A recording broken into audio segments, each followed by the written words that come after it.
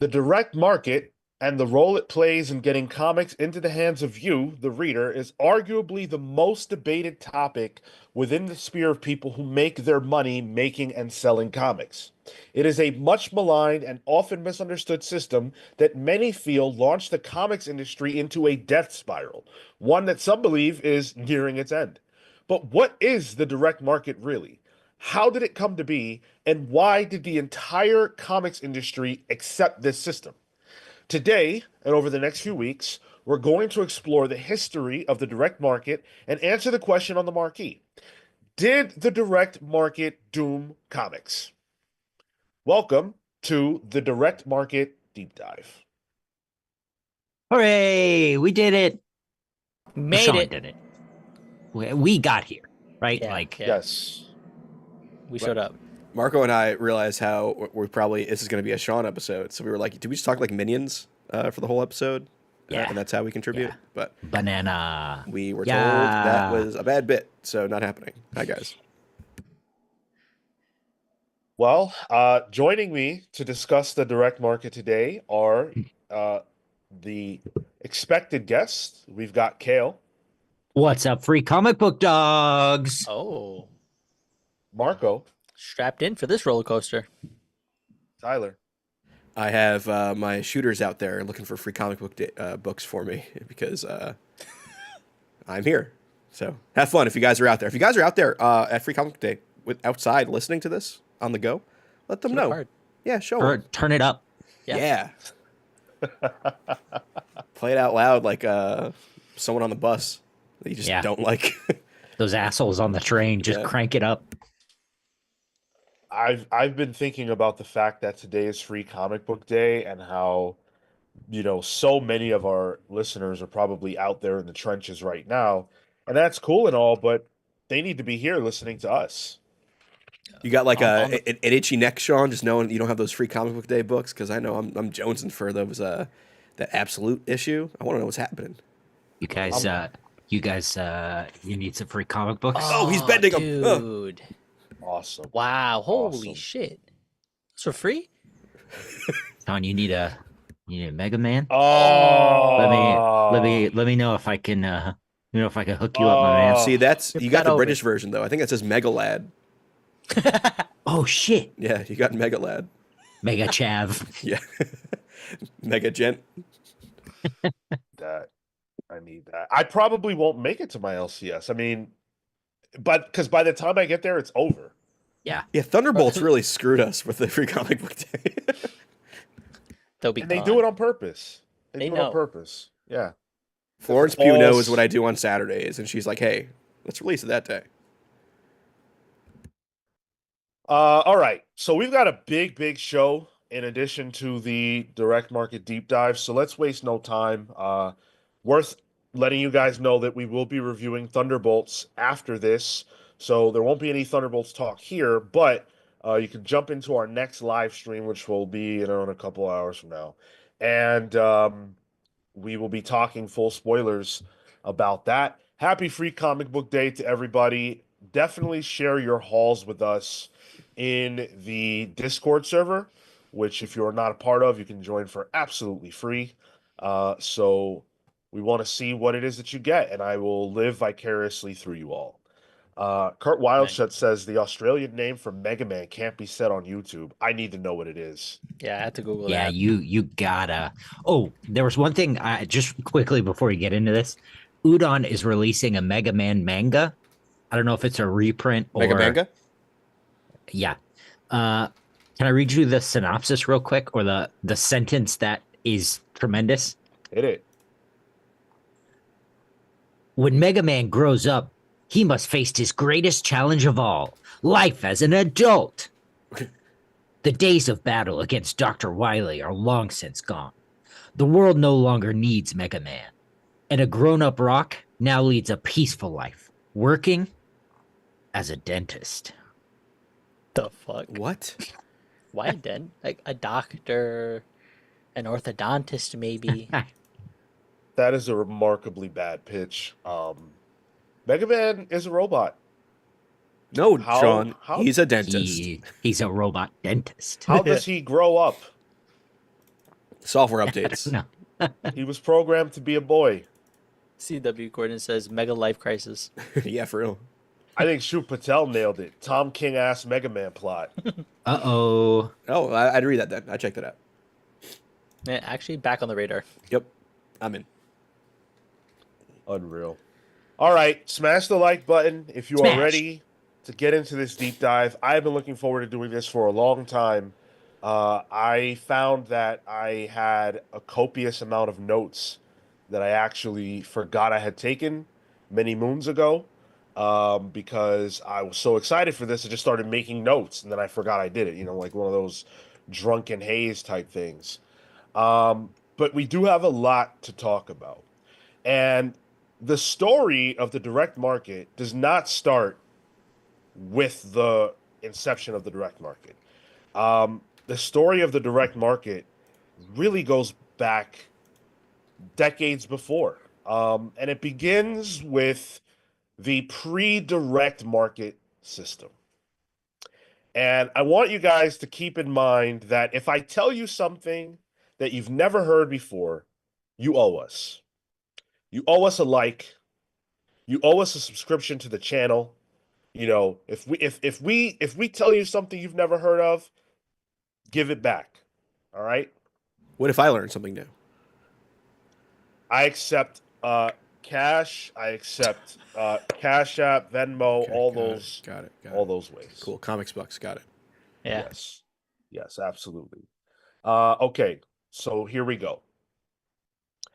American News Company was the original monopoly over pretty much all forms of distribution when it comes to not just comics, but magazines and all that kind of stuff.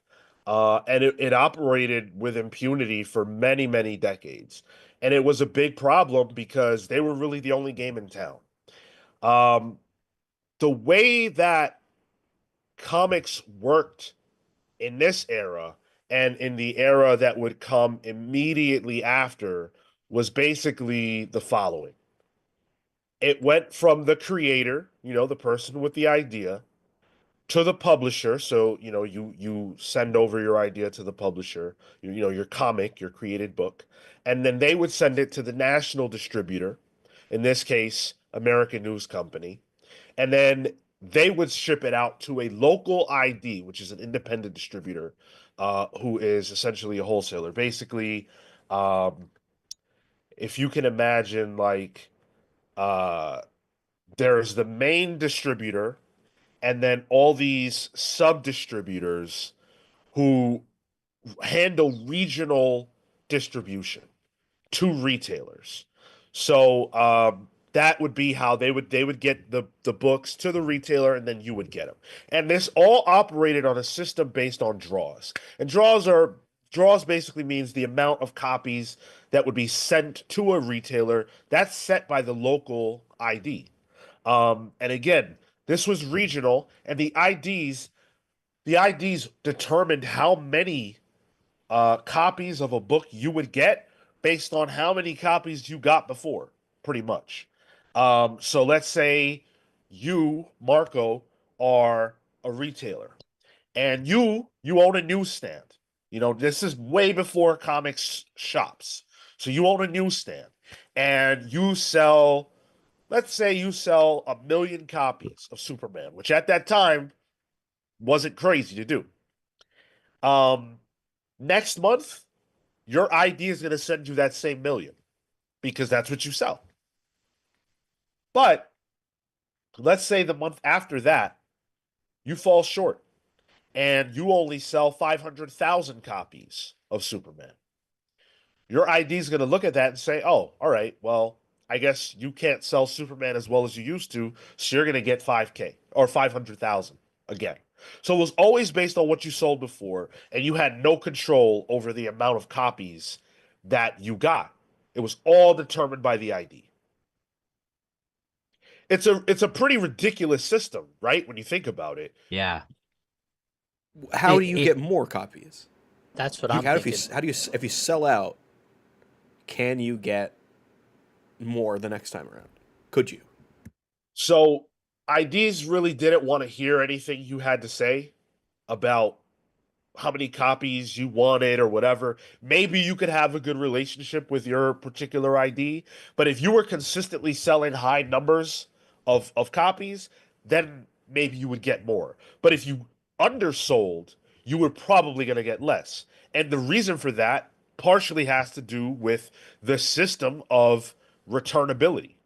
Um, and we're going to talk a little bit more about returnability in a second. I don't want to get into that quite yet. Um, but yeah, generally speaking, you were not going to get more. You were going to get less. Um, and nobody cared.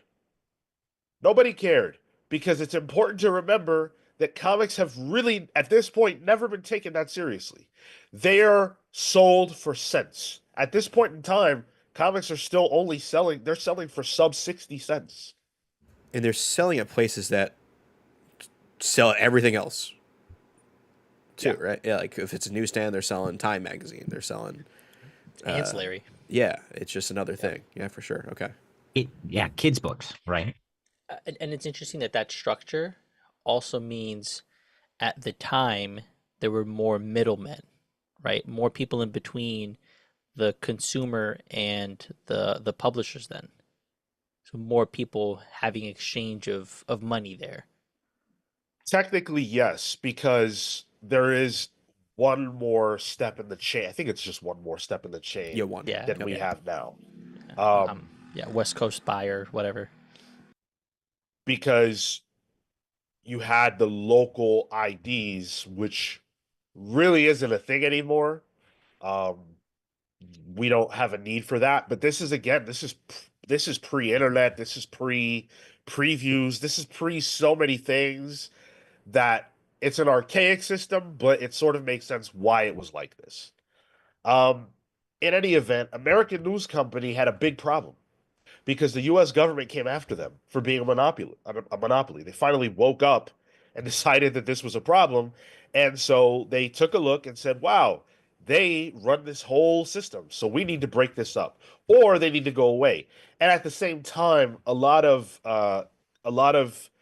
retailers and distributors, independent distributors, decided that they didn't like the deal that National or that American News Company offered them because they American News Company could offer you the deal that worked best for them because you had nowhere else to go.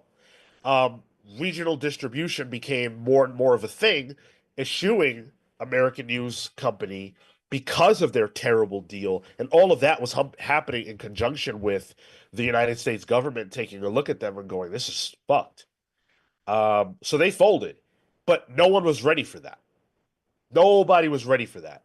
And it created a collapse across the entire magazine, comic book industry, all those periodicals and things that were being sold. The whole system collapsed. So the government saw National News Distributor and they're like, "All right, too big. We need to break you up." It was like a government breakup sort of thing, or what else called like what caused them to fold? They didn't even get to break up because they were tied up in legal situations Okay. with the government. It was never going to end. And also all these different retailers and distributors were doing business without them in the picture because this situation was going really badly.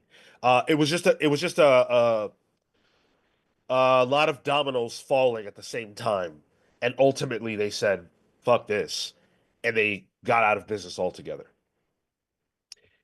This was bad for a lot of different companies, but our focus is going to narrow now because it affected a company that we would come to know really well most directly. Atlas Comics was very directly impacted by AMC ceasing business and was forced to distribute through independent news, which was owned by National Comics Publications, who owned DC Comics.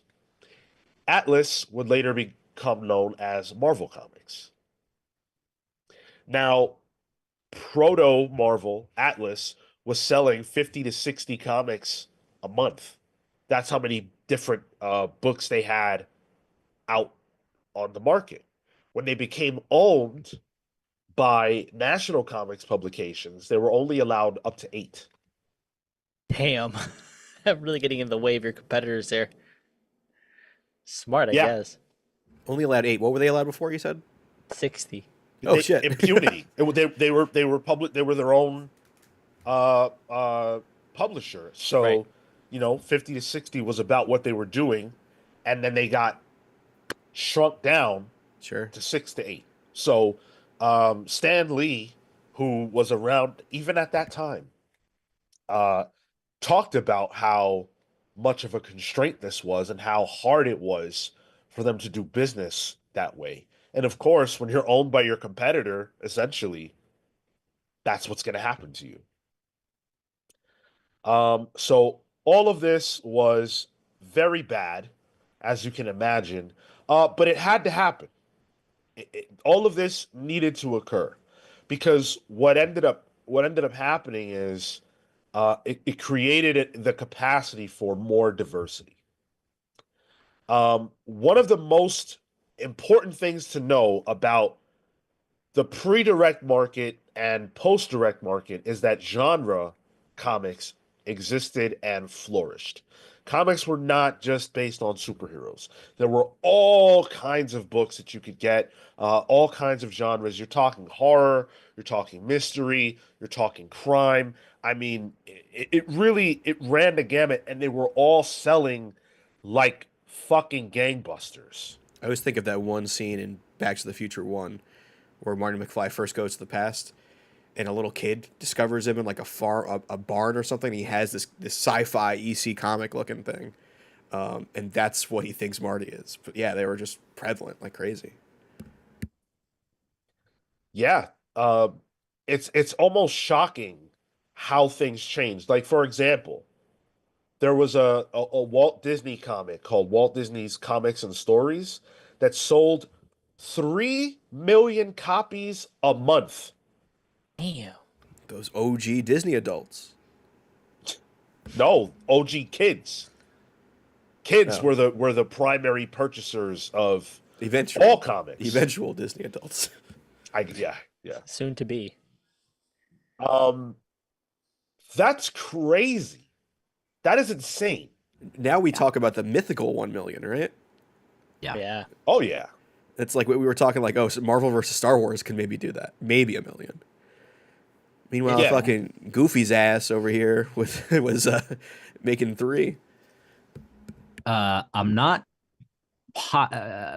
positive about this, but I'm pretty sure Disney still has like an insanely high number of sales in Europe. That makes Still. sense. They're still in that practice. Yeah, yeah, I bet. I mean, I was shocked to learn because I know that other genres other than superhero were very popular, and there were superhero comics. Obviously, there were. You had your Superman, you had your Batman, and those did really well too up until post World War II, where for whatever reason it seemed like the superhero genre kind of took a back seat, and the other genres really flourished. Crime comics were massive, absolutely juggernauts. There was a comic called Crime Does Not Pay, and it sold 2 million copies So with a sell-through rate of 100%. Jesus. that sounds like it does pay actually. Yeah. And I should explain sell-through. So this might blow your mind if you've never heard of this before. So when a comic is purchased, it isn't the first purchase isn't coming from you, the reader. The first purchase of the comic is by the distributor.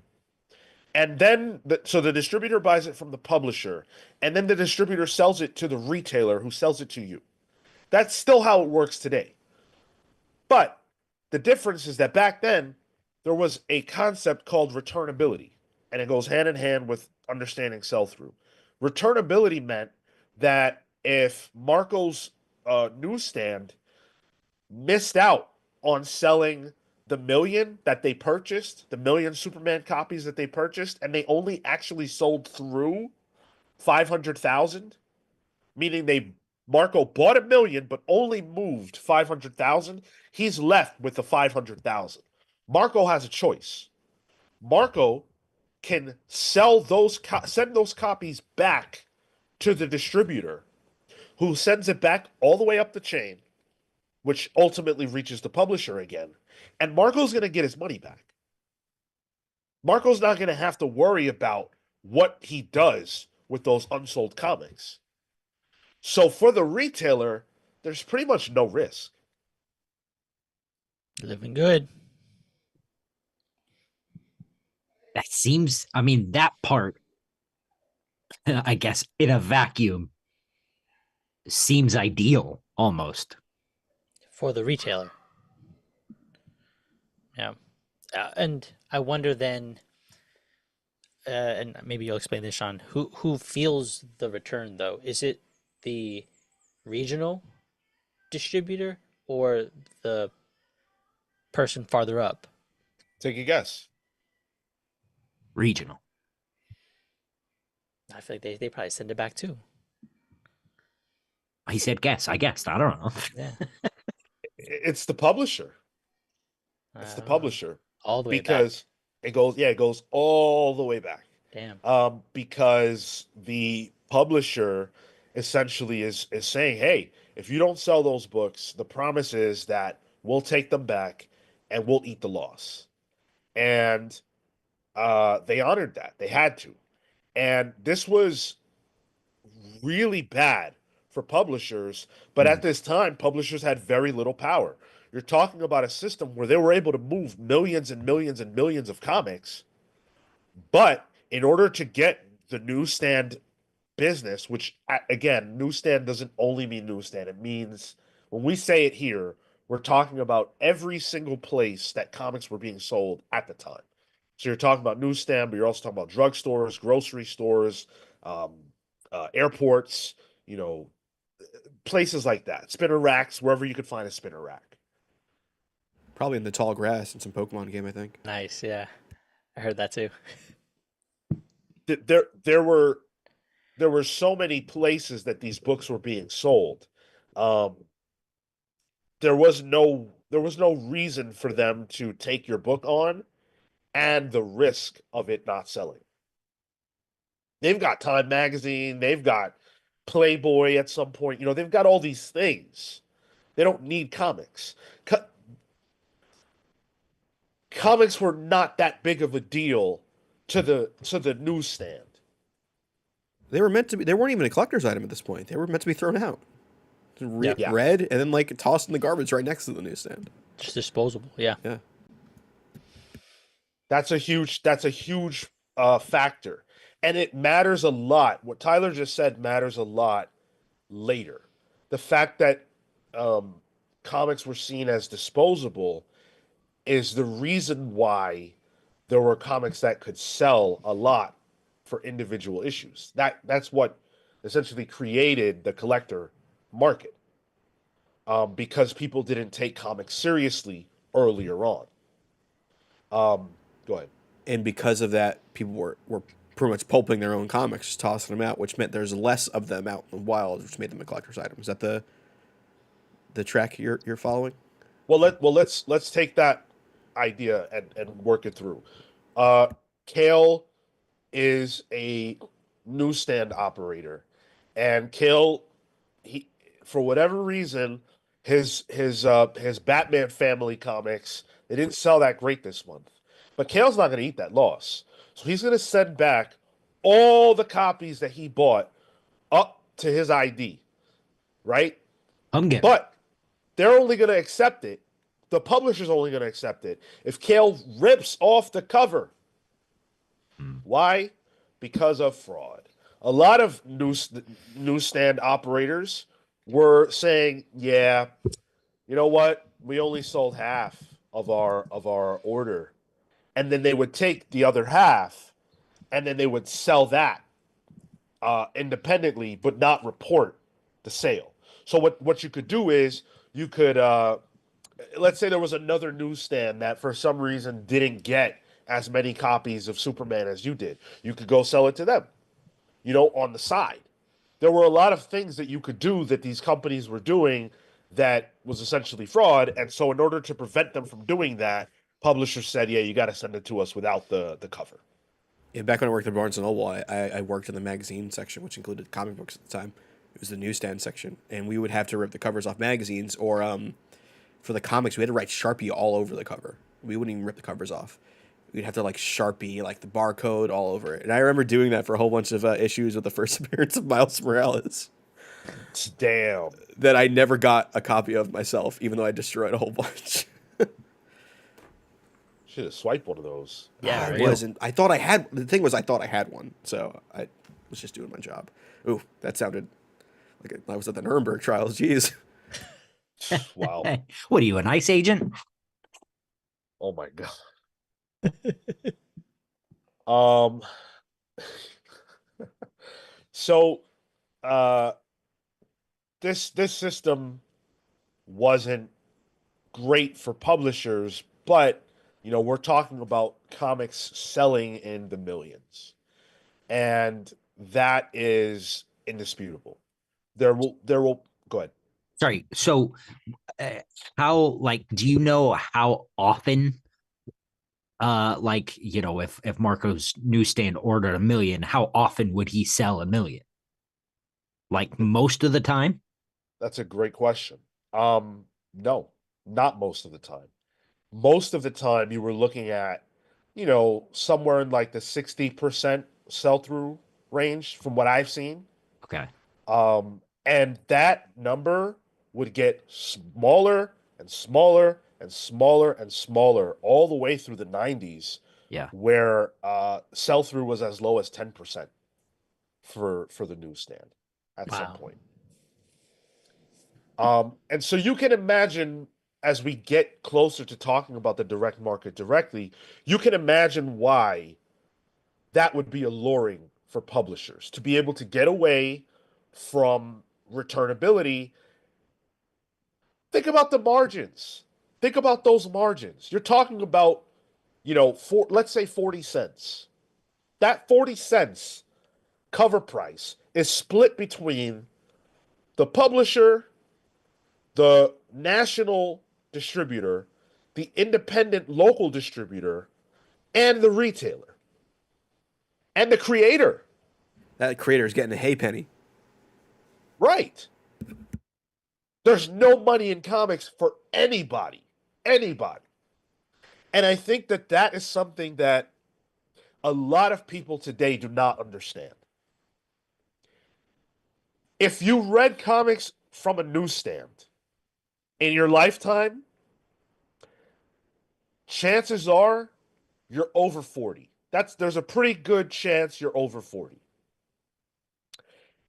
But you still probably weren't around in the days before the direct market. If you were, chances are you're what, over 60, 50, 60? Yeah, likely. Right. That means that you were probably a kid when you were getting comics. So you don't actually know anything about the way the business operated. You only understand the numbers, but the numbers don't tell the story. Yes, you were selling millions of copies. It wasn't weird to hear that number. The number I said for the Walt Disney comics, fucking Shazam was selling just as well. Superman was selling just as well at certain points. So it wasn't crazy. But when you break that 40 cents or whatever down, you're talking about very little money actually changing hands. So not a great deal for the comics industry. But there's something that's very important that's happening around the same time. Two things I should say that are happening around the same time. One of them is the Seduction of the Innocent,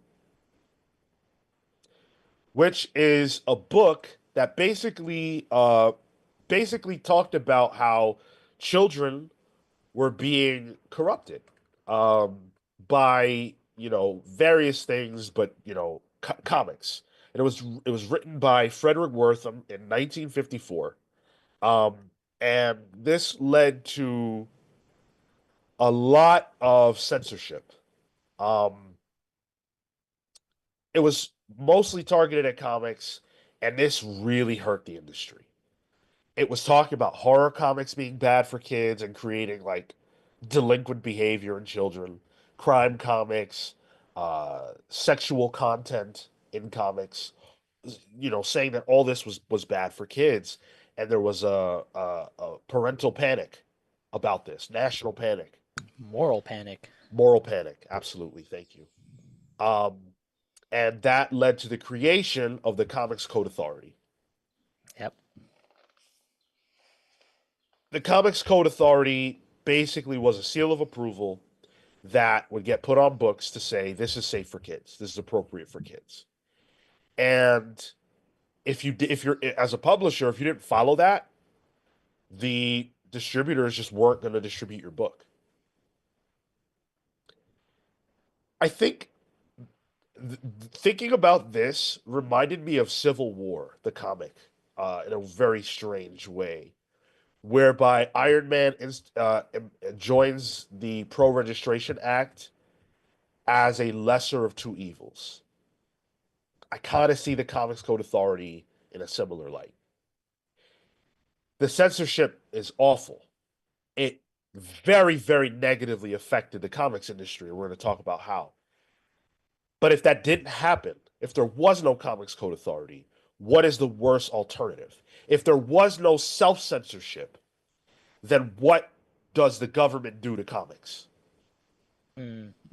Sure. Well, they become wartime military manuals.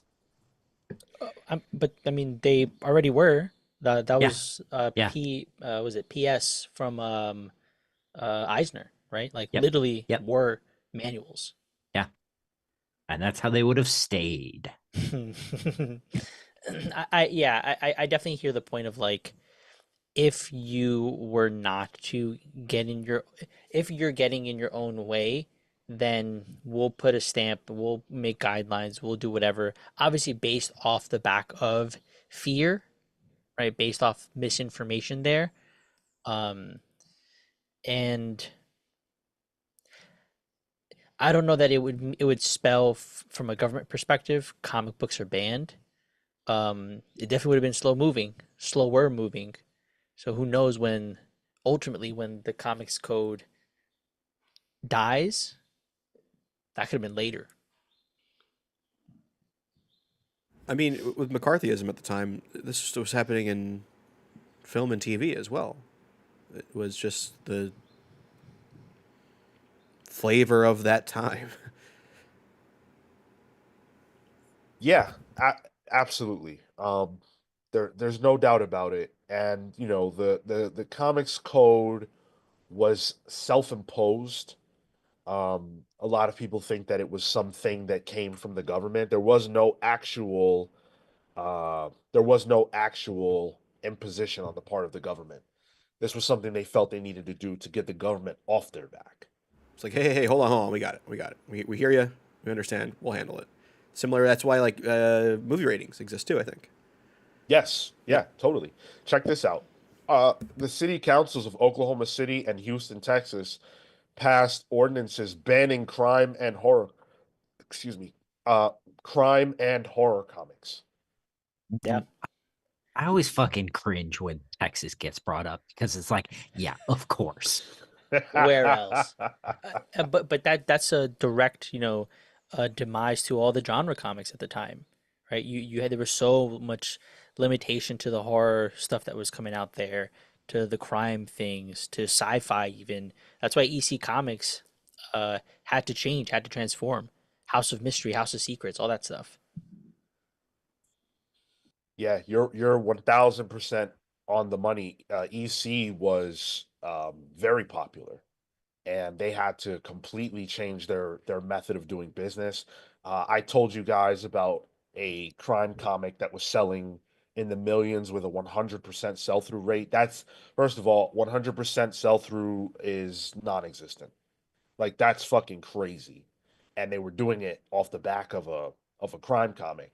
That comic, amongst many others, vanished. Um, we went from 20 publishers to 8. Yikes. Sounds familiar. Damn. And we don't even know who, like, do you have like the creators for that crime book? Because that didn't really exist. They were just unknown, right? The book was the book. No, Uh, there are a lot of big like Wally Wood came out of a lot of those things. There's some big creators at the time who, if you knew, they would be uncredited a lot of the time. To be fair, yeah, like I don't know who did the Crime Does Not Pay book, but there were a lot of notable creators working in the comics industry at the time. Most especially, like I think the names that we would be like, oh, hey, that person, were coming from the underground, which is the next phase of the conversation. Underground comics. Um, Underground comics were basic, and that's really like comics with an X. That's where that comes from.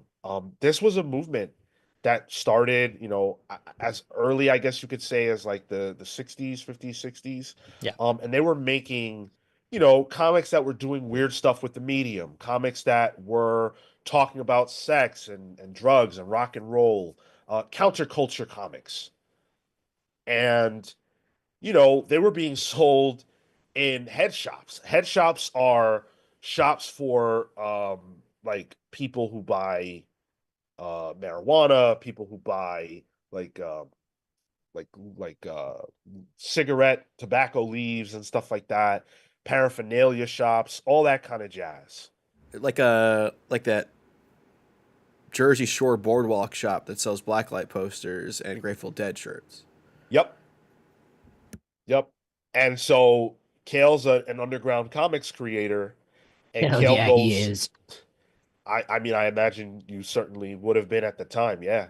Um, you go to your local head shop, you go to your local um whatever, you go and you say, "Hey, I made this and I have 5 copies.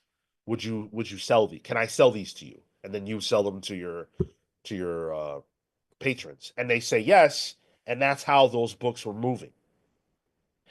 This Remember, we're talking about a time there are no comic shops. There's no internet, there are no comic shops. There's really not a way for you to talk about what exists in the market outside of your wherever it is you buy your books. And so the way that fans communicated with each other, as crazy as this sounds, was through fanzines, comics made by fans to talk about what was happening. And Cale's comic gets picked up at his local head shop. Tyler buys it. Tyler moves and he goes to an area that Marco lives in, and he brings this book. And Marco reads it. He's like, "Holy shit! This is what they're doing over there." And that's how information traveled in comics at the time. To what you're saying, Sean, I have a it's called the Complete Women's Comics. It's exactly this. It's the 60s, 70s, a collection and compilation of um, women focused stories in the underground comic scene, because that's also where they were able to put out a whole bunch of uh, just comics for themselves. In the same way, you go to a shop, you go to a coffee shop, you go to a library. They're meeting in people's basements to be like, look at this shit. It's the only way. I mean, if there's a shop selling head, I'm there. So I would probably find these things. Well, this would have been a great time to get that because, hey, no diseases at the time. None at all. Free. The government hadn't put it in the communities yet. Exactly. Listen, man had yet to mate with primate. Man had yet to mate with monkey. So we didn't have And AIDS bat, of course. and bat. Yes, absolutely. Now, the underground comics movement um, was certainly not going to progress under the constraints of the Comics Code Authority. There was no, like, even if there was a chance of you getting national distribution, which just, there was no way for you to penetrate that market because um, you didn't have a publisher. So how were you dealing with the national distributor, which was the only way you were getting your comics into the market? How could you, as Marco, talk to the national distributor? You could not. So you were that was never going to happen. Um, but the CCA certainly was a huge impediment of that as well. So that led to, in a roundabout way, the birth of the comic book store. Because now uh, people were upset that they couldn't get their books out there and that there was no way to really, the most important thing leading to comic book shops was back issues. People were getting a little older. Kids were becoming adults, but they were still interested in comics. And you're realizing, hey, I have Superman issue 172, 3, 4, and 6, but I don't have 175. How do I get that? There was no way to get that. Back issues as a concept didn't exist. These were throwaways, floppies. Reprints didn't exist either. Well, in the sense that reprinting the same issue number. Yes, exactly. So there was no market for that yet, but it was growing. People were hungry for different kinds of comics because they were older and weren't satisfied by just superheroes anymore, which was the only thing you were able to get really at this time because genre was so limited. But also those of us who were superhero fans, uh, wanted to fill the holes in their collection. So that is what really led to the birth of the comic book shop. And you started to see them pop up throughout the 60s. Um, but it wasn't a big deal yet. And also, um, the national distributor wouldn't mess with you. They were antagonistic towards you if you sold back issues. So if that was a part of your model, you were Oh, never going to get in business with them. Yeah. They that's they interesting. they saw back issues as a problem because they wanted the focus to be on the most immediate comics, which is what that's the business that they were in. Mm. The newsstand model had no space whatsoever for back issues, and they didn't want to allow that type of competition to exist. And also, you could do a runaround where you would get you would get you would get material and then, like, basically the same fraud I talked about before, where you could get material, not report your genuine sales, and then sell these comics on the side. Hmm. So they just wanted nothing to do with back issues at all. Enter Philip Nicholas Sewling, who is the first character that we have to talk about in this story. Phil Sewling was a lifelong comics fan, and as far back as 1958 was buying and selling back issues. He loved comics. He was deeply, deeply passionate about the medium. And in his mind, there should exist a way for people to acquire old comics. And there was money in it, actually. Not like crazy money, but even at this point, if you had a copy of Action Comics #1, let's say, in 1958, that's 20 years old, I think. Least, And right? yeah, it's printed on shit paper. Yeah, these things were not meant for longevity. Right. Yeah. Yeah, comics were not like comics today are printed on really nice paper and stuff like that. Back then they were printed on shit. Newspaper. Yeah. So If you actually had comics from 20 years prior, even 10 years prior, that was something that was valuable to people. So Phil Seuling got involved in that, and he was very good at it. Everybody whose quotes I have, and many I didn't take, talked about Philip, and they talked about what a great salesperson he was, and what a large personality he was. And this is somebody who the comics industry of today has all but forgotten. He does not get talked about at all. But he is a major, major part of the direct market. Um, he also started what would come to be known as the comic book convention. Yeah, there were gatherings before Phil Seuling, but they were poorly attended and didn't really have a great structure to them. Phil Seuling was the guy, and this is all happening in New York. He was a Brooklyn native. He was a teacher, an English teacher. Um, and he was the first guy who figured out, hey, we can put these gatherings together and we can have uh, comic book retailers come, people who want to, not retailers, but like people who want to buy and sell and swap their back issues. If you know, because again, a lot of this stuff was not readily available, so you might have had something that for whatever reason somebody else didn't have, and they wanted to buy it from you to fill the hole in their collection. Mm. But what he also figured out was that people would like to meet the creators. No one had thought of that before. So, since New York was a hub for comic book creation, he would invite all the people, all the creators that he personally knew because he was becoming a big deal in the New York comic space. And they would come, sign copies, do like live drawings for sale. All the stuff you see now at comic book conventions, the comics part of it, Phil Seuling pretty much created. Was this happening simultaneously during the time where Stan Lee was kind of being the face of Marvel and like the Merry Marvel Marching Society and trying to lean into the fan base a little more? It wasn't even Marvel yet. It was Atlas Not even at this Comics. time. Okay. Yeah.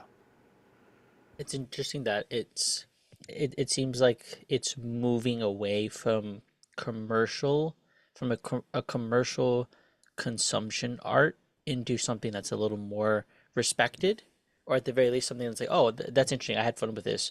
I'm attaching something to this emotionally, and I want to uh, meet or chat or talk about these things with that person. Like there's even like a mindset shift because of that. Yep. Absolutely. Here's a quote from Chuck Rosansky of Mile High Comics about Phil, who says, Phil was larger than life. When he came into a room, there was hardly room for anyone else. He was bombastic, very opinionated. If Phil didn't agree with you, boy howdy, he would let you know. He would tell you that you were the biggest numbnuts in the world. Then he'd throw his big arm around you and take you out for dinner. Most of the quotes I have for Phil are like that. He was a great guy. He was very likable. Comics creators really liked him. He was able to attract people who were the biggest stars of the industry. In 1968, um, he started the comic book convention that would become an annual event, and he had Gil Kane there. He had Jack Kirby there. He had Denny O'Neil there. These were the superstars of the time. Big names. Yeah, exactly. Um, and so he pretty much came up with the idea to change the model of the way that comics were sold from the top down. He thought that the model that they were using was absolutely archaic. And so here's a quote from Denny O'Neil. With returnability, the conventional wisdom was that you had to print 100,000 copies of a comic to sell 30,000. It was a grossly inefficient system. But along came old crazy Phil with this wacky idea that created the specialty shop, which carried with it a guaranteed reader base. Now, that's not exactly true because Schooling did not create the direct market. Not quite. If and when I say that, I specifically mean the idea of shops that were based around selling comics largely. Those already existed. Not a lot of them. There were a very small amount across the entire nation, but they did exist before Phil Sewell. Um, there were small publishers, like super small publishers that made comics and they would sell them directly to comic stores before 1973. And these were largely just underground comics. Um, and again, this came about as a reaction to the comics code, which wasn't allowing these comics to hit the mainstream. Um, So sorry. So then yeah. the innovation on Phil's part is not necessarily bringing about comic stores, but facilitating more publishers to go to these specialty shops. So Phil created he opened his own comic shop at first. And then he started doing distribution, Seagate distributions. And the thing that was different about what Phil suggested was essentially to make it to remove one of the middlemen in the chain of comics. Basically to get rid of I guess you could say get rid of the independent distributors, the IDs. Um, he wanted to make it so that the publishers would sell comics directly to him, and then he would handle the distribution and get those books out to people. However, they had to basically be exclusive or offer him the best possible deal on distribution in order to make this work.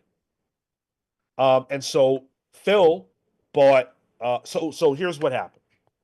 Uh, they made a deal with Marvel, DC, Archie, and Warren.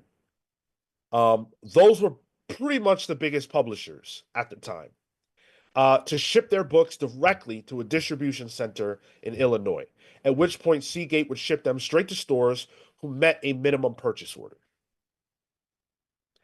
And the reason why publishers agreed to do this and say, wow, this is a much better deal than what we're getting with the newsstand is because Phil had the idea to get rid of returnability. He would buy the comics at 60% of the market value in exchange for no returnability, meaning that if Marco buys 500,000 copies of Superman, no matter what happens, he owes the publisher the full dollar amount, cents amount, for those 500,000 copies that he ordered. Yeah, you shift the risk. That's good for the publisher. Shifting the risk. That's exactly what happened. And it's worth saying that the other reason why publishers were so okay with this is because newsstand was already drying up. We're not even into the 70s yet. And newsstand is already drying up because of the margins. And this wasn't just comics. This was a lot of other forms of print media as well that were suffering because guess what happened in the intervening years?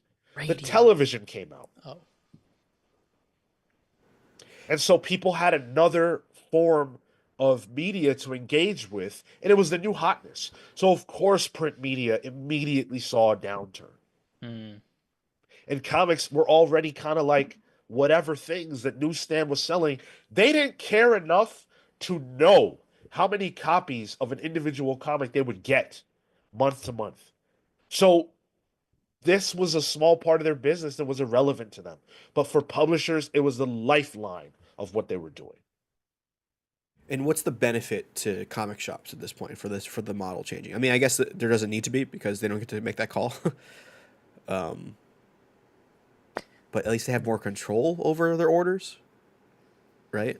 There's a little more So that, and then the back issues I would think are the main two.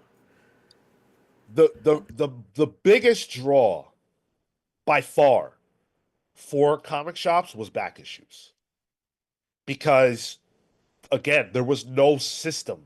The system did not exist for you to be able to acquire back issues through newsstand. It just wasn't possible. And so the direct market comic shops wanted to be able to sell back issues and have a system through which they could acquire them. But also in a store where the only thing you sell pretty much is comics, how many comics you get is extremely important. So being able to order a specific amount of comics from Seagate was a game changer. And because of the, I guess, need or want from the comics fans of back issues, you can control how much you sell those for. Yep.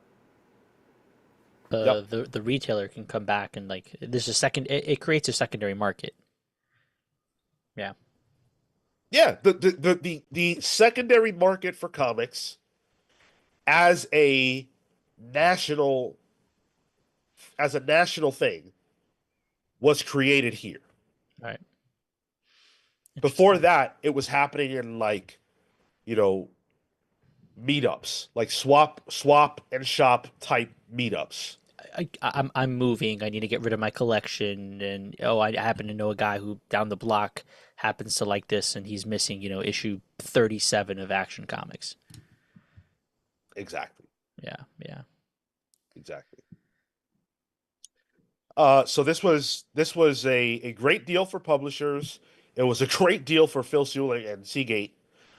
Um, what I'm about to say sounds insane, and I'm surprised that they even agreed to do this. One of the markers of the early days of the direct market was that retailers had to pay for their comics orders upfront What? before they were printed. Interesting.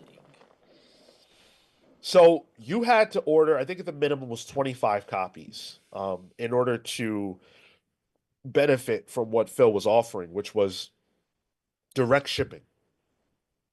Publishers would ship their books to the Illinois warehouse. They would go from that warehouse directly to you. That was a change from them being sent to the national distributor, then to the independent distributors, then to you. So you took someone out the chain, which meant that comics would get to you faster than people who were not involved in this system. There was no like, from what I've been able to ascertain at this time, there was no comics come out on this day. And also comics were often late because independent distributors didn't give a shit. So if you were like, let's say, I live in New York and I own a newsstand. Marco lives in Wisconsin. He owns a newsstand. I may get my books faster than he does, even though we're in the same business buying the same comics. So it doesn't, the analogy doesn't quite work because of the distance, but like my shop might sell more comics for the simple fact that I got them first.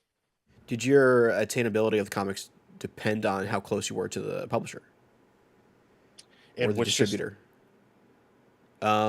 I guess in either, if it didn't matter, if they didn't have a specific day when they came out. Uh, Proximity was definitely relevant, like how close you were to the national distributor.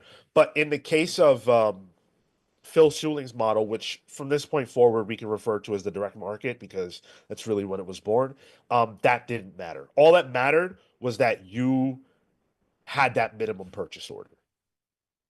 And there are other factors too that like we're not going to dive into because they're outside of our purview, but like FedEx existing was a big deal. Like just the ability to get things shipped fast and in mass quantities. That change in the United States helped comics tremendously and helped forge the direct market. Um, we've got a lot more in this deep dive to get into. We haven't even talked about Phil Geppi yet. Or Phil Geppi, Steve Geppi, excuse me. About to say, I'm like, oh damn. Bill was Steve's dad. Right, right. If you are enjoying the conversation so far, make sure you smash that like button. I know a lot of you are probably listening to us while you are um, in line at your comic shop for Free Comic Book Day. You're getting ready to go for Free Comic Book Day.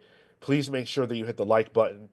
Um, we've got some announcements and things, so I do want to take a quick pause to do that. Um, Starting with Patreon. Patreon.com/thecomicspals is the best way to support us. If you enjoy what we do here, um, then and you want to show your love and support for us, that is the way to do it. And so right now, I want to take a quick moment to say thank you to some of those supporters. Starting with a special shout out to our pals vs. Legends, Thunderstruck Rebecca Alejandro, the Hound of Justice, Atomic Hound, Starcross Catherine Stars, the Red Spiral, Spiral Storm, Adam and Bernie the Best Boy, the Spirit of Judgment, James Jumble, Matthew Malice Price, and Jalen Jackson, the Sanguine Sorcerer. And a special thank you to Pals vs. members, the Night Stalker Harris Dajinski, Brian Demolish Pozo, Kefis the Incorruptible, Momentum Mike Elliott, Dan the Truth Trudeau, Marley Manastorm, Slow Flow Dameron, Christian Uncaged, Always Laughing, The Spear of Justice, Izzy's Issues, The Great Destroyer, Hyper Viper 89, Robert Runback Cashaback, Pete the Dreamweaver Collins, James Just Jamming Jones, Paul Powerhouse Smith, Andrew the Galaxian Smith, Neon Knight the Cosmic Avenger, Matthew the Shade Cosmo, BJ Kicks, the Living Blade, Boston Deer, the Grand Alchemist, Chop Harder Alchemist, John Barrier B, Doomsday, David Melendez Doria. If you did not hear your name, it is coming. We will get to you a little bit later on. Thank you so, so much for your support. I also want to make an announcement about the Patreon and a change that is coming to the Palsverse Legends tier. I think this is a good place to say this. We wanted to add a little bit more value for those of you who are part of that tier. So we're doing two things that we think you guys will enjoy. First up is we're going to make space on the show for a fan topic of the week. So our $20 tier members, the Palsverse Legend tier members, will have the opportunity once a month to submit a topic they want us to hit on the show. And that can be anything you want. It doesn't matter what the topic is, as long as it's within the purview of comics. And everybody who submits one will get their topic discussed on the show. And then at the end of the month, when we get into a new month, that resets and you can submit a topic for for that month. So each month you get one topic you can suggest, and we will tackle them all within the confines of that month. Make sense? Hopefully that. Okay. The second thing, a little bolder. For our Palsverse Legends who have been with us for 6 months or more, you can get an extended narrative story, a chapter for your character for your Palsverse character. You can get a new chapter in your story, and that is retroactive. So if you've been a tier member for, let's say, 6 months, a year, 2 years, whatever, reach out to us, reach out on Patreon, and we will get you a new chapter in your story if that's something you're interested in. So extending the myth of the Palsverse with new chapters. The legends. Yes, exactly. Wow, I can't wait to see what adventures Marco cooks up for Cale, the hot dog stand owner. Ooh, just you wait. Just you Man. wait. You're going to be in New York City, then Chicago, then San Francisco. Different adventures. A franchise? I can just whole picture franchise. a cover. It says Palsverse in the corner box, right? And it says Cale the hot dog vendor, grilled versus boiled. Whoa. Onions? Endless on debate. A hot dog? Part 1. Part one. Oh yeah. One of seven. 7? Fucking Yeah. hell. So Phil Seuling gets a lot of credit for, well, not today, quite frankly, sadly. But he gets a lot of credit from historians and things like that for what he accomplished in the direct market or by creating the direct market. But he didn't do it alone.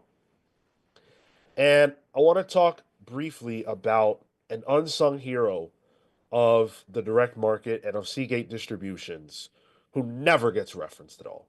And I feel like every deep dive we do, there's always space to talk about a woman who the history of comics has erased or forgotten. And in this case, we are talking about Johnny Levice. And Johnny was Phil's girlfriend who he created Seagate Distributors with and ran it with. Seagate was created in 1972. They ran it together. She was actually his student. I mentioned earlier that he was an English teacher. He was a very eccentric guy, very much like got into like hippie culture, and he had a wife and kids and stuff, but he got divorced, and at some point he got mixed up with a former student of his. It's always the English teachers. Not the math. No, Listen. never the math. Always English. English is sexy as hell.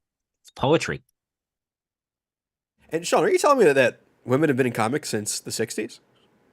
I'm telling you, women have been in comics since the first day of Hold comics. on. Hold on Hey, a second. I've watched The YouTube first day? shows that told me that First- women in Hold on. comics is what's killing the industry.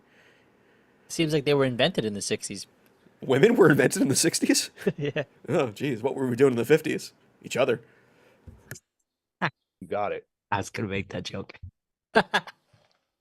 The picture that's up right now is of Johnny with Phil. You can see Phil there in the left-hand side. She I get it. was. The Me too. shades are red. Um, she was beautiful, but she was also very bright. And she was very business savvy and business oriented.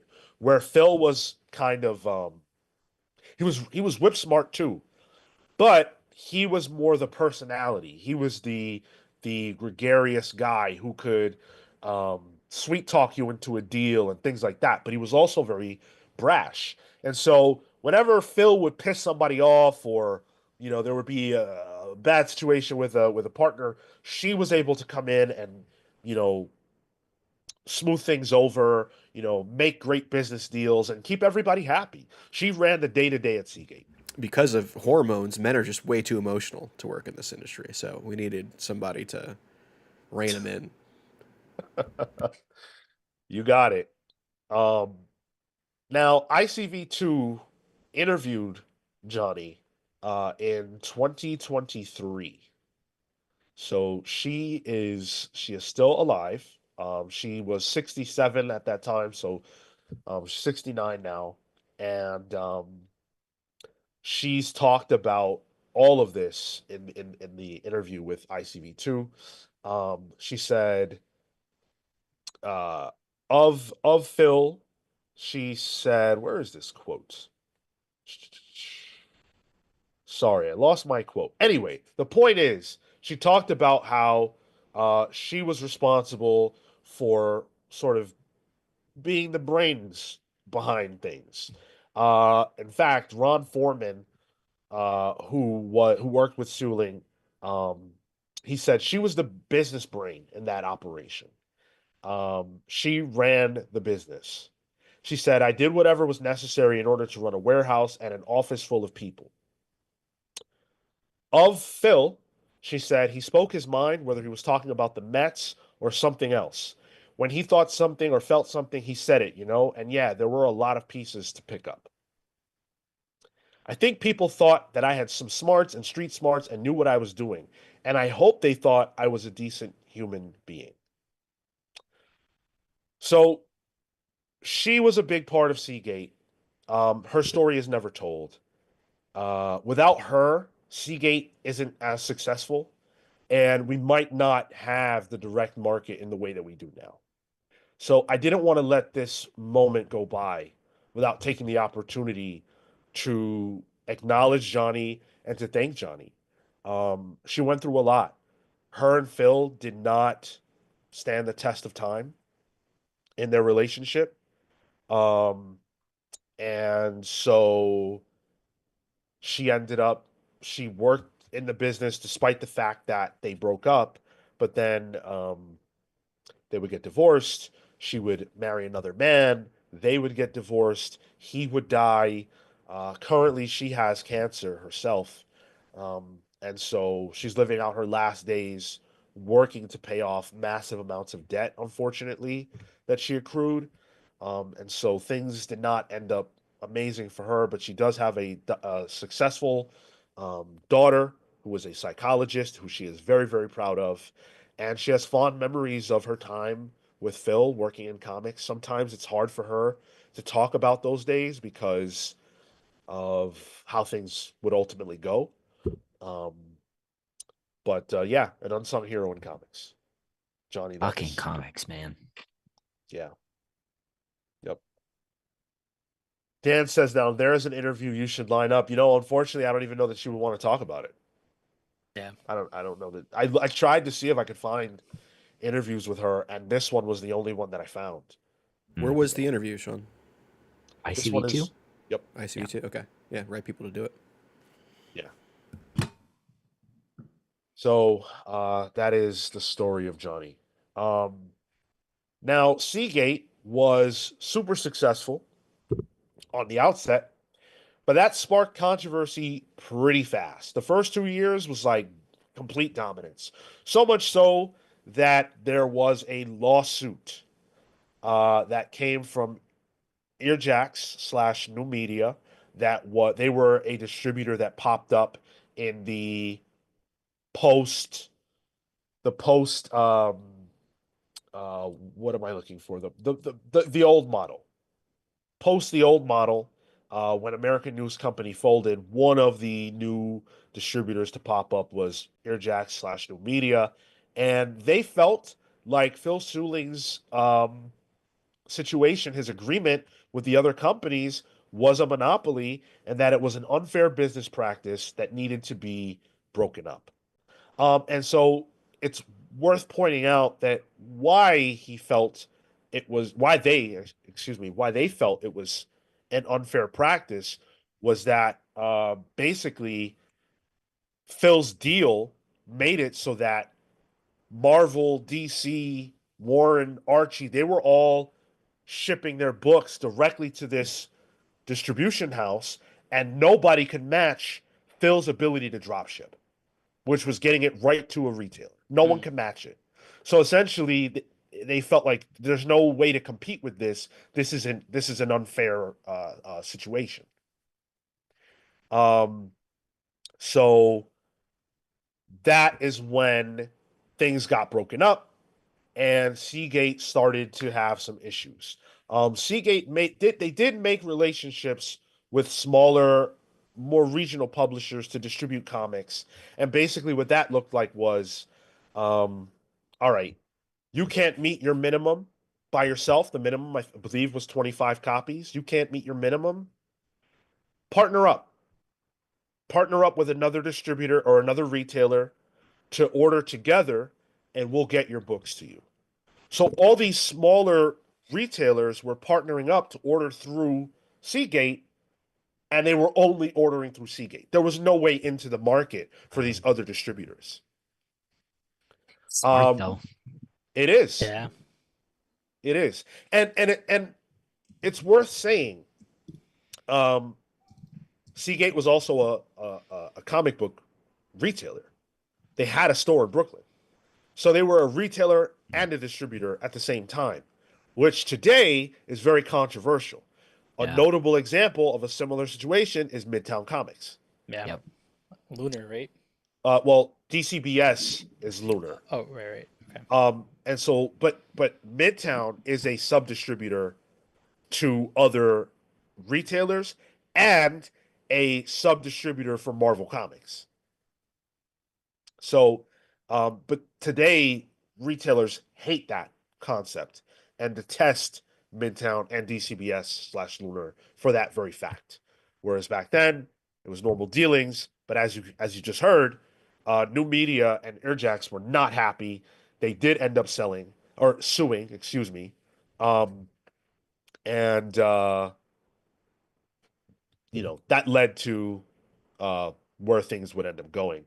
Um, Now, Seagate would actually stumble and have a lot less success over the next few years. Unfortunately for them, by I think, yeah, within 5 years, they were struggling financially because things got huge so fast and they just could not keep up.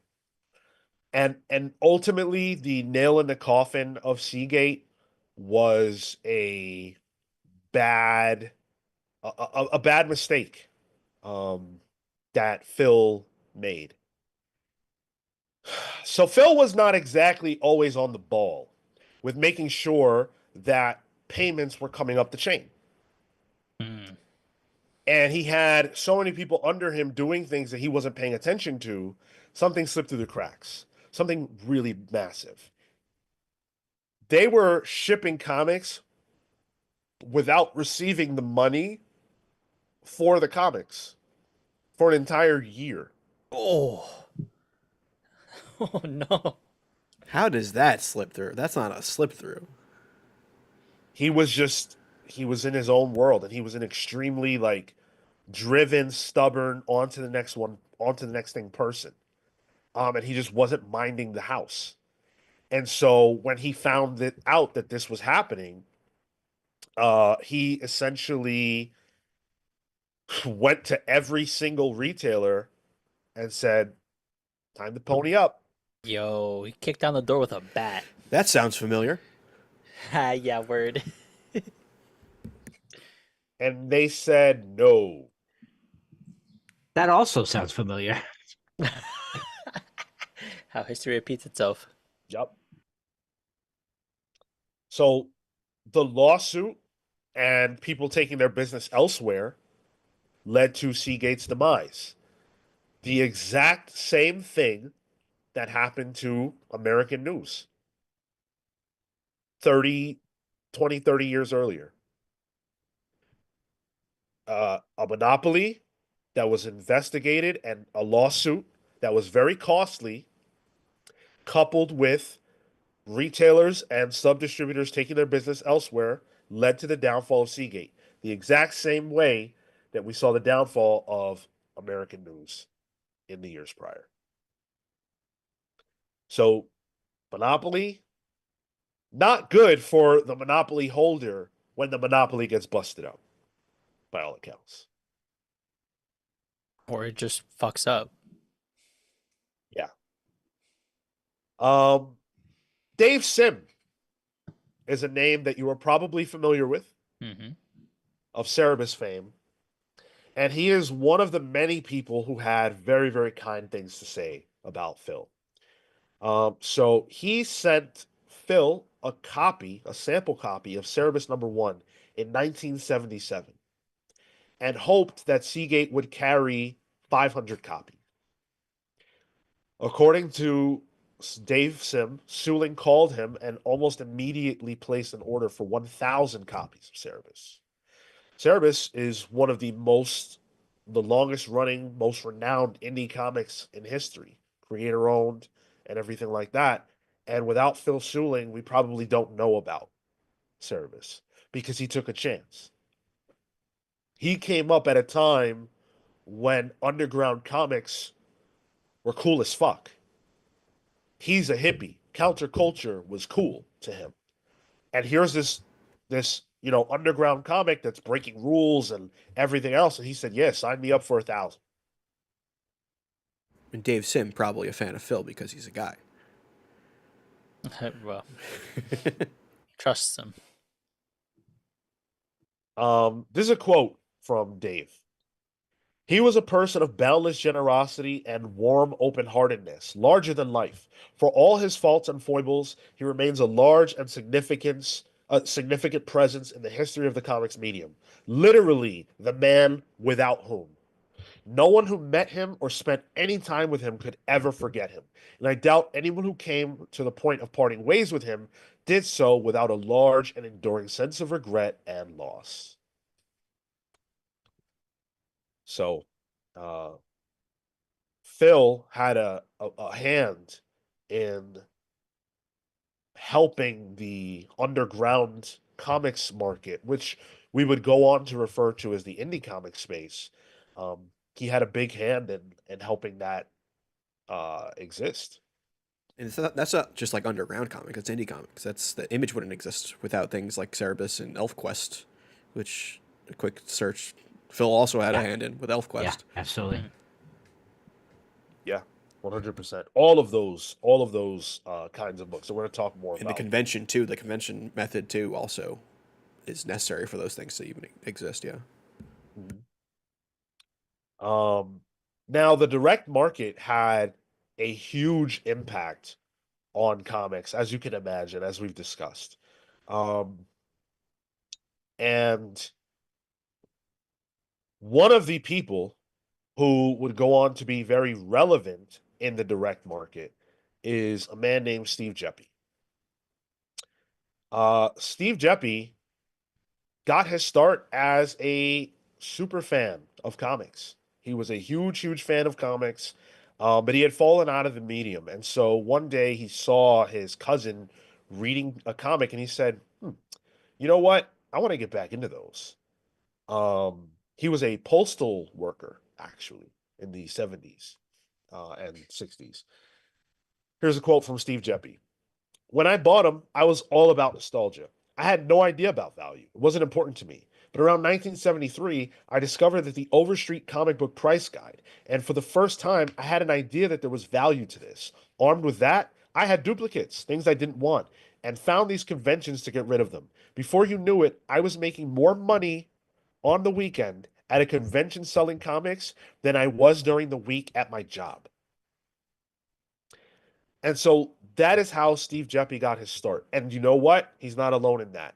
So many of the people who are retailers, who were distributors at the time, people who would go on to work in comics in any capacity, what is the thing that they all share? Every story I've told so far, every single one of these people started as a fan of comics.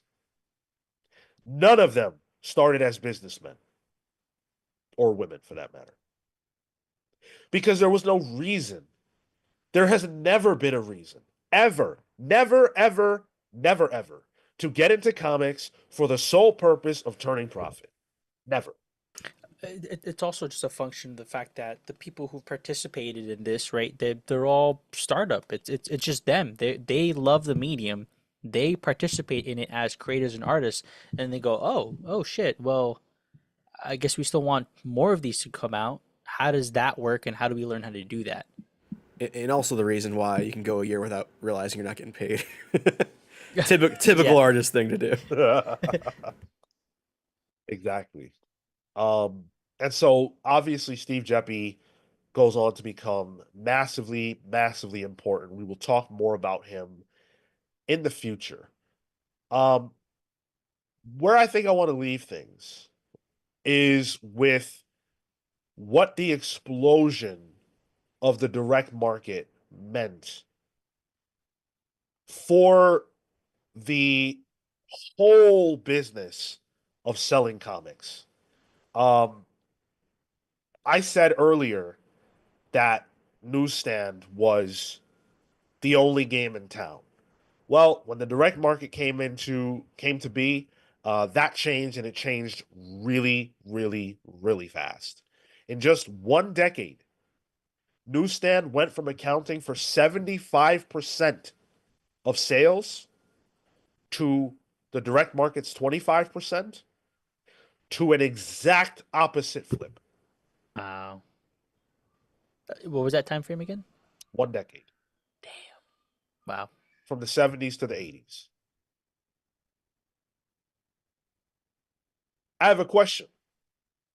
And this question is not, I mean, you guys certainly answer, but it's more for the people who believe in the importance of the newsstand, like right now, like believe that it would be the savior.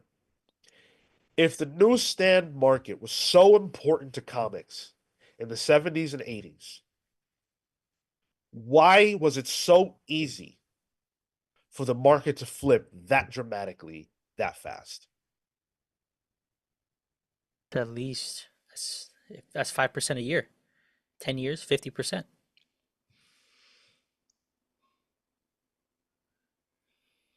It just wasn't the place anymore. It also was, I mean, newsstand was dying then too. Like people just weren't getting their things there. Yeah. And then it's a twofold. It's the lack of importance on newsstand becoming a thing, and the greater importance of comic book shops. You go where you get it. So I can see how that complete inversion makes sense. And even now, Kurt Welch in the chat, do newsstands still exist? Can't remember the last time I saw one. Like in the city, they have those little like whatever store things you buy your gum. Bodega. No. Like not even like they're like a little pop up thing. Oh, the actual stand. Yeah, Yeah. they have an actual Like the comic actual book one. stand, They have yeah. a comic one in Philly. Oh yeah. It's whenever I think of like the idea of newsstand, I think of Curse of the Black Freighter, Watchmen. Yeah. Right. The Yeah. kid Yeah, yep. sitting there. I think they still have those in Paris. I don't Oh, know yeah, I how could see that. popular they are. Yeah, I could see that. And I don't know, I don't know if they sell comics, but I know they sell a lot of magazines and stuff. Bro, the new newsstand is the guy who has a foldable table selling his comic collection. He got long boxes and he's like, dig around, it's Yeah. It's a dollar. Don't worry about it. Just whatever you want. It's one That's easy to the wear. newsstand. Yeah. They're those guys that sell TV scripts down Yeah, by yeah. 30 Rock Yo. or whatever. I bought one for my dad. What script? Seinfeld? Soup Nazi from Seinfeld. Yep, I called Yeah, it. of course. Classic. One of the key factors of newsstand versus direct market that newsstand could never offer, and that simply did not exist prior to the direct market's formation, is the community culture surrounding comics. The direct market introduced a lot of very important things, but I don't know if any of them are more important than that thing. Because newsstand, I think Tyler brought up Watchmen and the Black Freighter and that like newsstand with the kid that goes up and the nice guy who's running the newsstand who knows the kid that's there and they talk every day and stuff like that. That's fake. That's not real. Like that's not how it was. The newsstand guy saw probably dozens and dozens and dozens of people every day. And some ratty little kid coming by, you didn't have a relationship with every single person who walked up to buy your comic for a nickel or whatever it was. That could be chased away with a broom. Well, and the newsstand guy doesn't want him there. Yeah, too. I know, yeah. In Watchmen. There's no centralized place to talk about comics. It's not a thing. And so the culture of community in comics was created by the direct market, a place that fans could go to buy back issues and talk about what was happening in the books that they were reading. And I think the back issue piece as well is an important component of that because there was also a shift to that collectability, which is not sustainable at a newsstand. You could only have what was coming out at the time. You run out, whatever. Versus, oh, well, actually, I have this hole in my collection, and that's a good chunk of what the people that nowadays say, oh, if only they brought it back, are doing. You're collecting comics. You can't do that at a newsstand. And there's also the idea that, like, at the same time, specifically at Marvel, the publisher was making fans. You had Stan Lee being able to talk to the bullpen. They had fans showing up to Marvel Comics wanting to talk to people, but there was no centralized thing. So, like, the publishers were making fandoms, and fans of their creators. But those guys had no avenue to talk with themselves at that point. Yeah. Yeah. I mean, no, yeah, there just wasn't a No way for people to centralized. communicate about comics. And, like I mentioned earlier, people were sending out fanzines and shit to communicate information across stores and things like that, which is archaic to think about today, but this is the way it was. Um, Here's a quote from Dan Didio that I think it's a very, very important statement, and I'm glad it came from Dan Didio. And this was from Dan Didio doing an interview with the Shopping for Superman YouTube channel. When the newsstand was open, there was more genre. There was war comics, westerns, horror, superhero, romance comics. So you did have a wider sense of people buying those comics. When comic shops opened, you had more focus on superhero comics. I spoke to people who worked at DC before me. They actually canceled books that were successful in other genres that sold well on the newsstand to make room for more superhero comics that sold well in the direct market. I'm going to run that by you one more time. They actually canceled books that were successful in other genres to make room for more superhero comics that sold well in the direct market. The direct market was more profitable for them as a revenue Yep. stream. Yeah. Do you want to say something there, Cale? I was going to say the opposite of what I meant, so I stopped myself. For Fair once. Yeah, it was way more profitable for the publisher to focus on the direct market. Not just because of the lack of returnability, which is the biggest marker of what the direct market could mean for publishers, but also the critical fact that now you knew exactly who you were targeting for sales. Consider this. In the newsstand market, the newsstand guy doesn't give a flying fuck what comics you buy. It doesn't matter. Yeah, It's not important. He's going to return those too. Like The unsold ones are getting returned, and it's not a major part of his business. So what difference does it make? In the direct market, the comic book shop owner lives and dies by the sales of pretty much every single book in that store. Mostly dies. And so they care a lot about what you're buying. And so they're able to deliver that information directly up the chain to Marvel to say, "Hey, our customers really like X. Can you make more of that?" And they would. Yeah. Hey, I know you like XYZ thing. This book this week, it's pretty good. I think you should check it out. Like it's a conversation. It continues to be a conversation. That's the community. Yep. And you can listen to the scuttlebutt as the shop owner. Yep. Listen to what people are excited about, what they're into, and stuff like that, and have a direct line of communication to the publisher, which was literally never possible before. And then wouldn't you also, because of the lack of returnability, know stats better?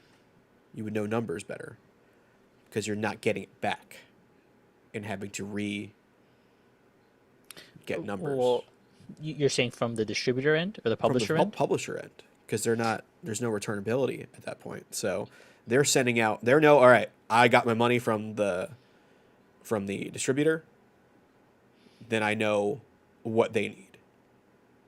Well, but that's only what they sold in totality, right? The retailer might have sold 3 copies of the 50 that they ordered. They fucked up, but in Marvel's mind, it's like, oh great, they ordered 50, but the next month they order 7. So wait, what happened here?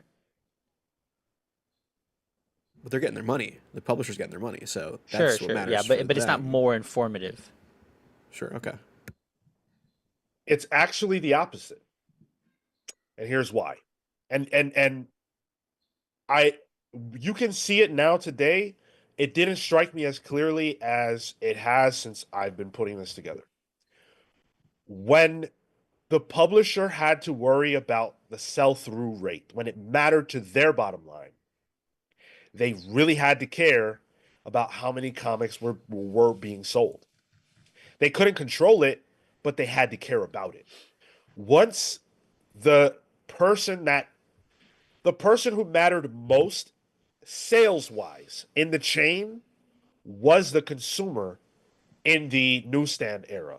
Because if the consumer did not purchase the comic, then the publisher would suffer. The retailer wouldn't suffer. The distributor would not suffer. Only the publisher would suffer, pretty much. Because they saw the loss. Because the money spent started with them in terms of printing the comic. What changed when returnability was gone was that the only person who really mattered to the sale of comic is the shop owner. Because the shop owner is the purchaser of comics, not the consumer. The consumer is the purchaser of the comic from the shop owner. So what happened was, now all Marvel has to really concern itself with is selling a comic to the owner of the shop. Everything that happens after that does not matter. Hmm. A clear example of that very fact is, well, our people really like let's say the retailers audience really likes superhero comics, which was the case. That's most direct market goers like superhero comics. All right, great. Let's get more superhero comics. Well, what weren't they getting?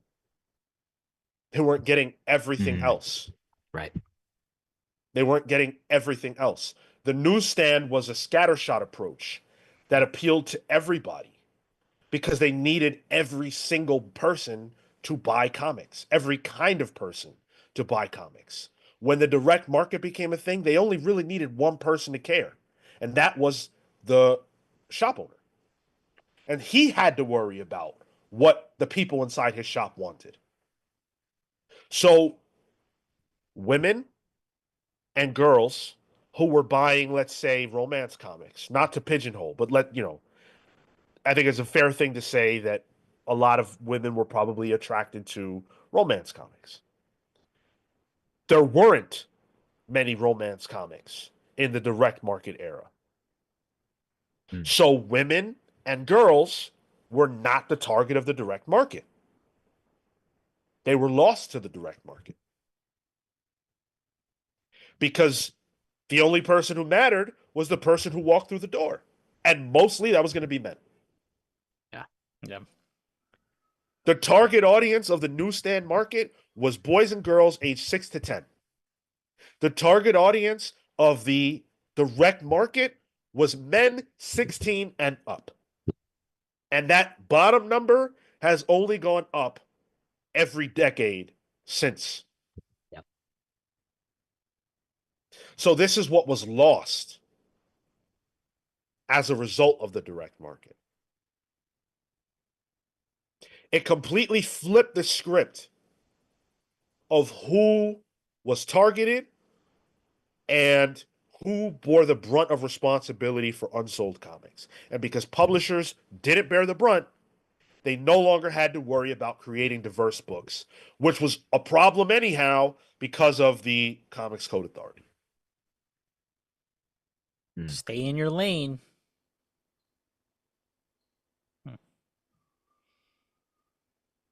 I find that to be insane, personally.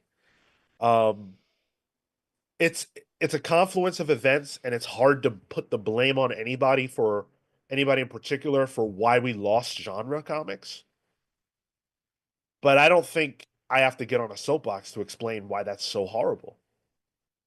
It alienated so many people who were fans of comics. Yeah. And it's that fact, that they got rid of genre comics is what has narrowed the field, in the general public eye. Yeah, right. The zeitgeist is, oh, that's just superheroes are what comics are, right? That's the expectation. Exactly. Also narrows the creators you get coming to the field too. Yeah. Definitely. I mean, the underground comics market was a thing and it boomed and, you know, it led to Image and everything else. But we talked about how most of the people involved in comics started as fans. Well, if you lost several generations of women to the alienation of the market, alienating them from it by not appealing to them, how many of those women would have become comic book writers, artists, editors, retailers, executives, what have you? Gone.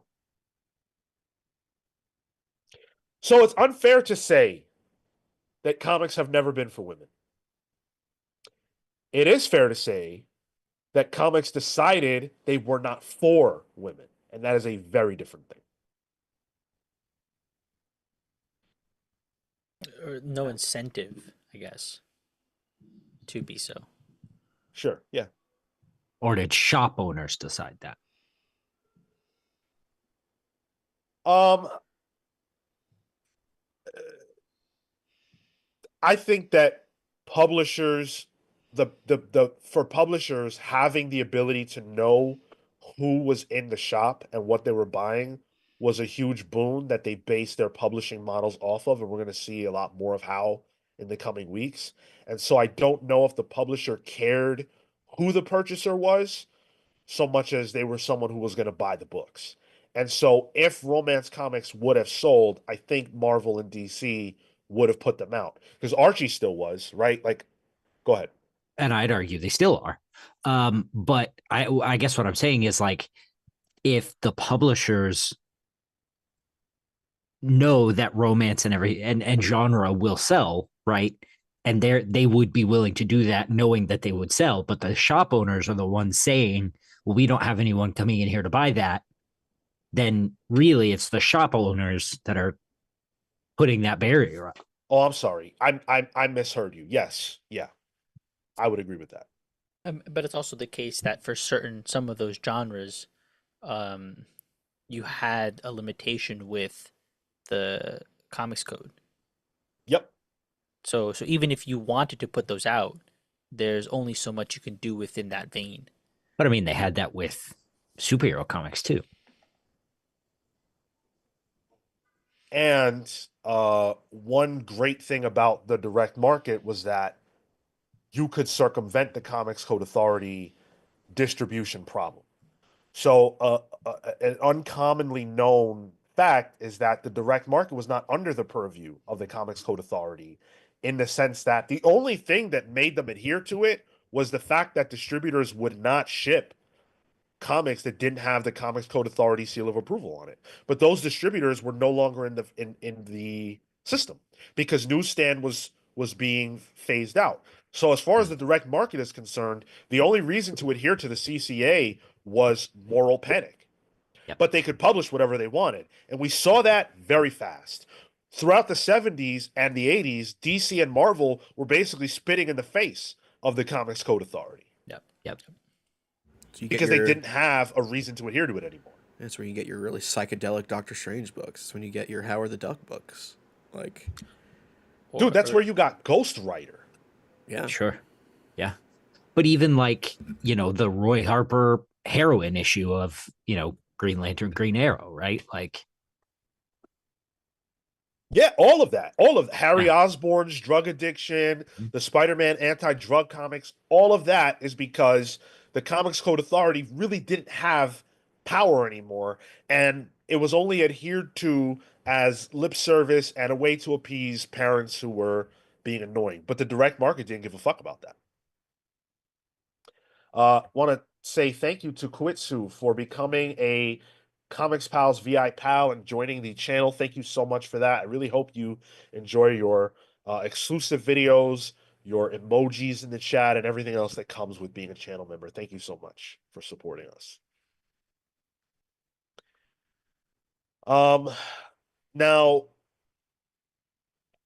we're coming to the end of this conversation. There's so much, so much to get into once we get into the 80s, because the 80s is really when the direct market took off in a major, major, major way. But I do want to read a couple more quotes before we move forward. So here's one. Let me see. Yeah. Okay, cool.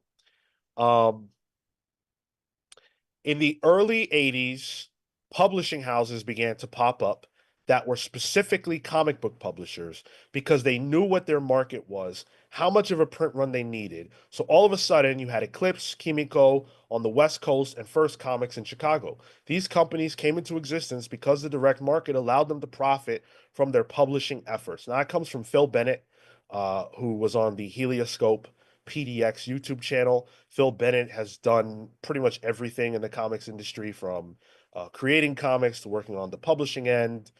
So he's a pretty well ventured individual. And what he's discussing there is the importance of the direct market to underground comics, to where now a small press publisher could crop up and they could make sales to stores and to the direct market system to get their books into shops, whereas they otherwise just couldn't get them on newsstands. So without the direct market, I feel comfortable saying this without any real reservation, that without the direct market, the underground comics and indie market doesn't ever come to existence in the way that it exists now with the popularity that it has now. People search for it, people look out for it. Yeah, yeah. It's off the backs of the it's off the backs of what, like, the basements that people were sharing them in, the fanzines. And then once you got more distribution, you get more awareness of it. Yeah. Exactly. Yeah, maybe the widespread popularity of underground and indie comics. Well, you're able to spread it. You're actually able to. No, Yeah. that's what I'm getting at. Yeah. Because you'll always have your Angoulêmes, your flea markets, your, like you say, your basements. Right. But with that distribution that allows for the further reach. Right. Anina Bennett said on the same Helioscope podcast, underground comics were starting up in the 60s. These were people who didn't want to work in the mainstream of comics. They wanted to explore myths and push boundaries and explore new territory. A lot of underground comics were tackling drugs, sex, and rock and roll, but they were also tackling comics in a different form than genre comics were. They ultimately led to the first wave of small indie publishers like Dennis Kitchen of Kitchen Sink and Fantagraphics, which started in the 70s. The other big difference between a lot of new publishers we're talking about in the old guard, like Marvel and DC, is the concept of creator ownership. Creator ownership in the big two literally wasn't a thing until Jeanette Kahn in the 80s. So your work for hire was just that and nothing else when it comes to Marvel and DC. And even getting credit on the cover of comics was a struggle that creators had to fight. Just to get that, just to get acknowledged. And so the concept of creator ownership did not, like, in the big two, it started with Jeanette Kahn, but outside the big two, it started here. It started with creators just saying, fuck it, I'm going to make my own comic and let's see what happens. And that attracted a lot of super talented people because fuck working for Marvel, who's going to just own what I do. I want to create something unique and I want to control it. Sound familiar? Hell yeah, absolutely. And so yeah, we're gonna talk a lot more about that later. I want to end things with the end of the Phil Schuling story. Because unfortunately, Phil Schuling did not live to see the fruits of his labor, really. Because Phil died of a rare liver disease in 1984. Wow. So, I mean, he started the direct market about 10 years prior to that, and then he was dead. The next year, Seagate closed. Johnny could not keep it up, and so Seagate closed its doors. And that was that. And at this point, Seagate was broken up, so there were already people to fill in that void. Well, Seagate never got broken up. It more so it got Prevented from being a monopoly. destabilized. Yeah. Yeah. And the lawsuit taxed them financially. The dumb decision by Phil Schuling to try to charge all the retailers at once, that was dumb. So all of that just resulted in a company that could not support its weight anymore and fell apart. Damn. Quick. Quick in the lifespan of comics. 10 years? Yeah, exactly. Didn't Secret Wars come out more than 10 years ago? Like, You talking about the Hickman one? Yeah, yeah, I mean, like, that's how recent that feels. right. It's insane. It's insane. And again, by all accounts, Phil was a great guy, who had a big heart and deeply, deeply, deeply loved comics and wanted to see growth. Did he create the comic shop? No. Did he create the exact idea of distributing comics directly to comic shops? No. But if it wasn't for him, maybe Marvel and DC and Archie and Warren don't get into that system. It was his contacts that made that possible. It was the small knit nature of the comics industry to where everybody sort of knew everybody, and it's still the case. Everybody knows everybody, and so Phil could pick up a phone and call Sol Harrison, who was the president of DC at the time, and say, "Hey, I've got this great idea." That's how it all came about. He met Sol Harrison at San Diego Comic Con and said, "I have this idea. Do you want to get involved?" Phil said yes, or Sol said yes, and the rest is essentially history. Phil Schuling is an unsung hero of comics who deserves to be uh, an Eisner Award winner. He deserves to be recognized by the industry, and he is not. So I go ahead.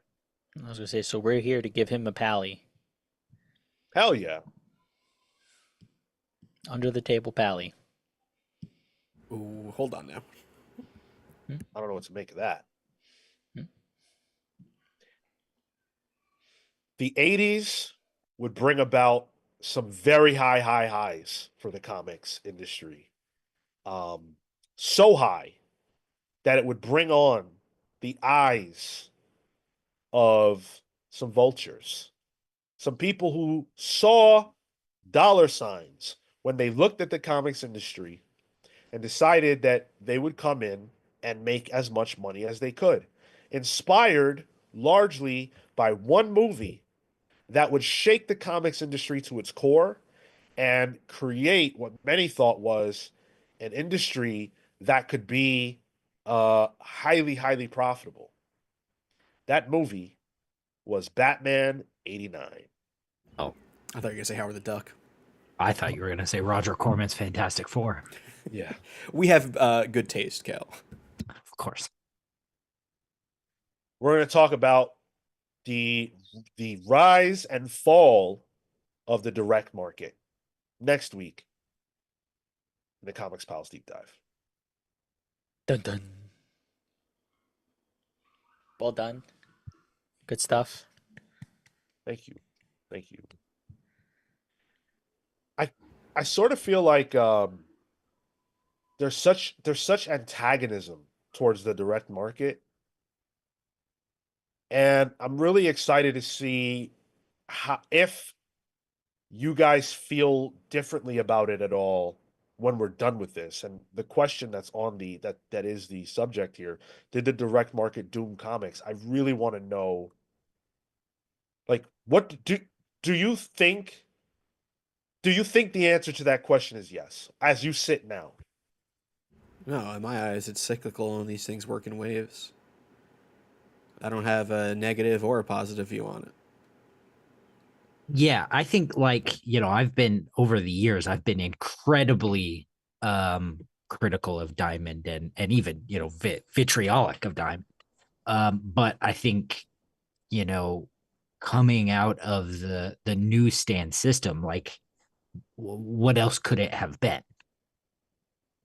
So like it's not that I think the direct market has killed comics or whatever. Personally, I think it's Diamond. Yeah. I think I think it's shop owners for killing the genre. Like Blame everyone can catch these blame hands for Cale.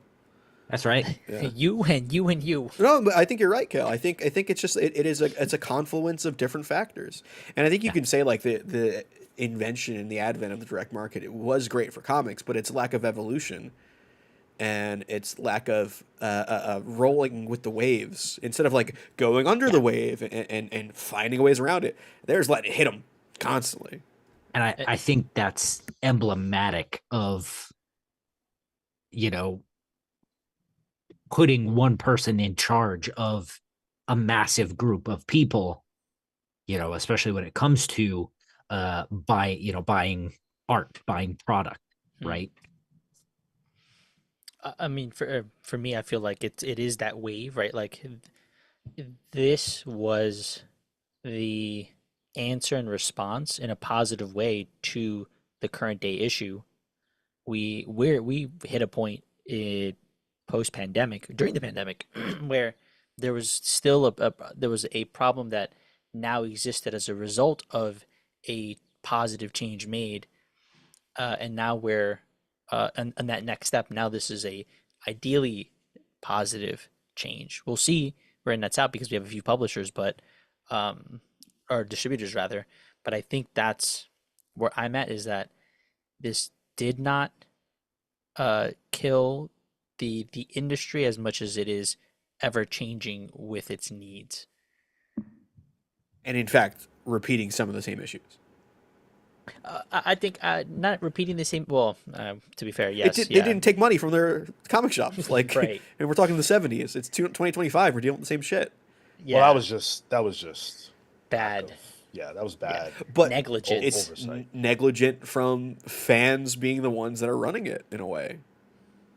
You know, when But you have then someone that's passionate, not to say you need a business guy, oh, we need one to run the country too, but you lose some skill sets with that. you have a lack of skill sets Yeah, to exactly. address Yeah, some of those things. Yeah, yeah. Um, but even then, presumably, we'll get to it. Jeppy had some of those and still came across the same issues. So, then I'd argue he didn't have them. well, it's evolving. It's changing. Yeah, the comics industry evolves, but the comic book distribution industry stays the same and repeats some of its mistakes.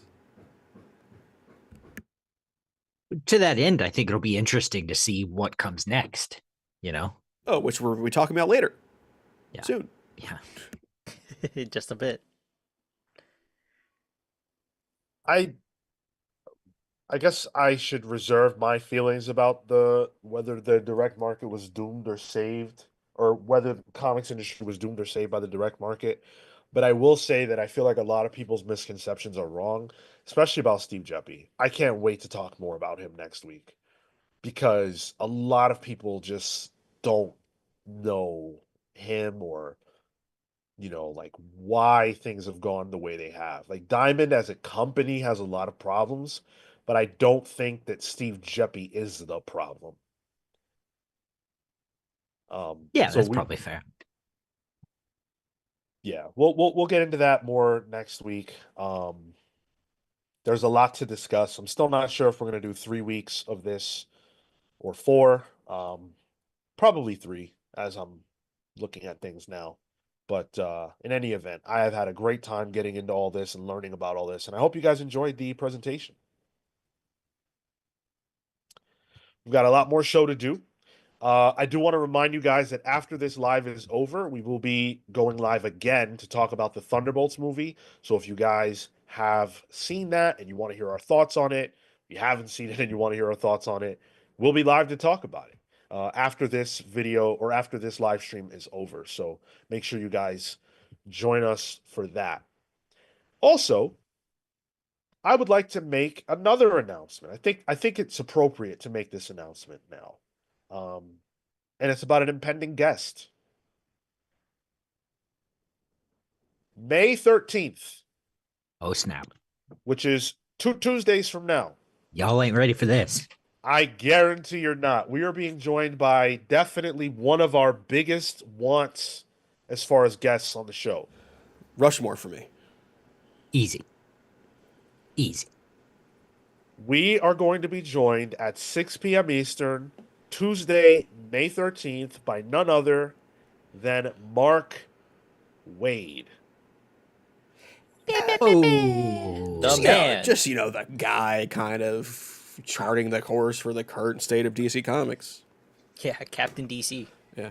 Wait, is he Yeah. Mr. DC Comics? Has he been in the chat this whole time? Yo. That'll be nuts. Hayden's Hideout said, Morrison, look, We're waiting. Morrison- We're trying. Morrison coming on is the day I'm off. I just can't do it. I cannot. And if you guys have questions for Mark Wade, let's try and snub him. He did ask to surprise him. Yeah, I think literally in the interview, he's like, yeah, and Mark likes to be surprised with questions. Okay.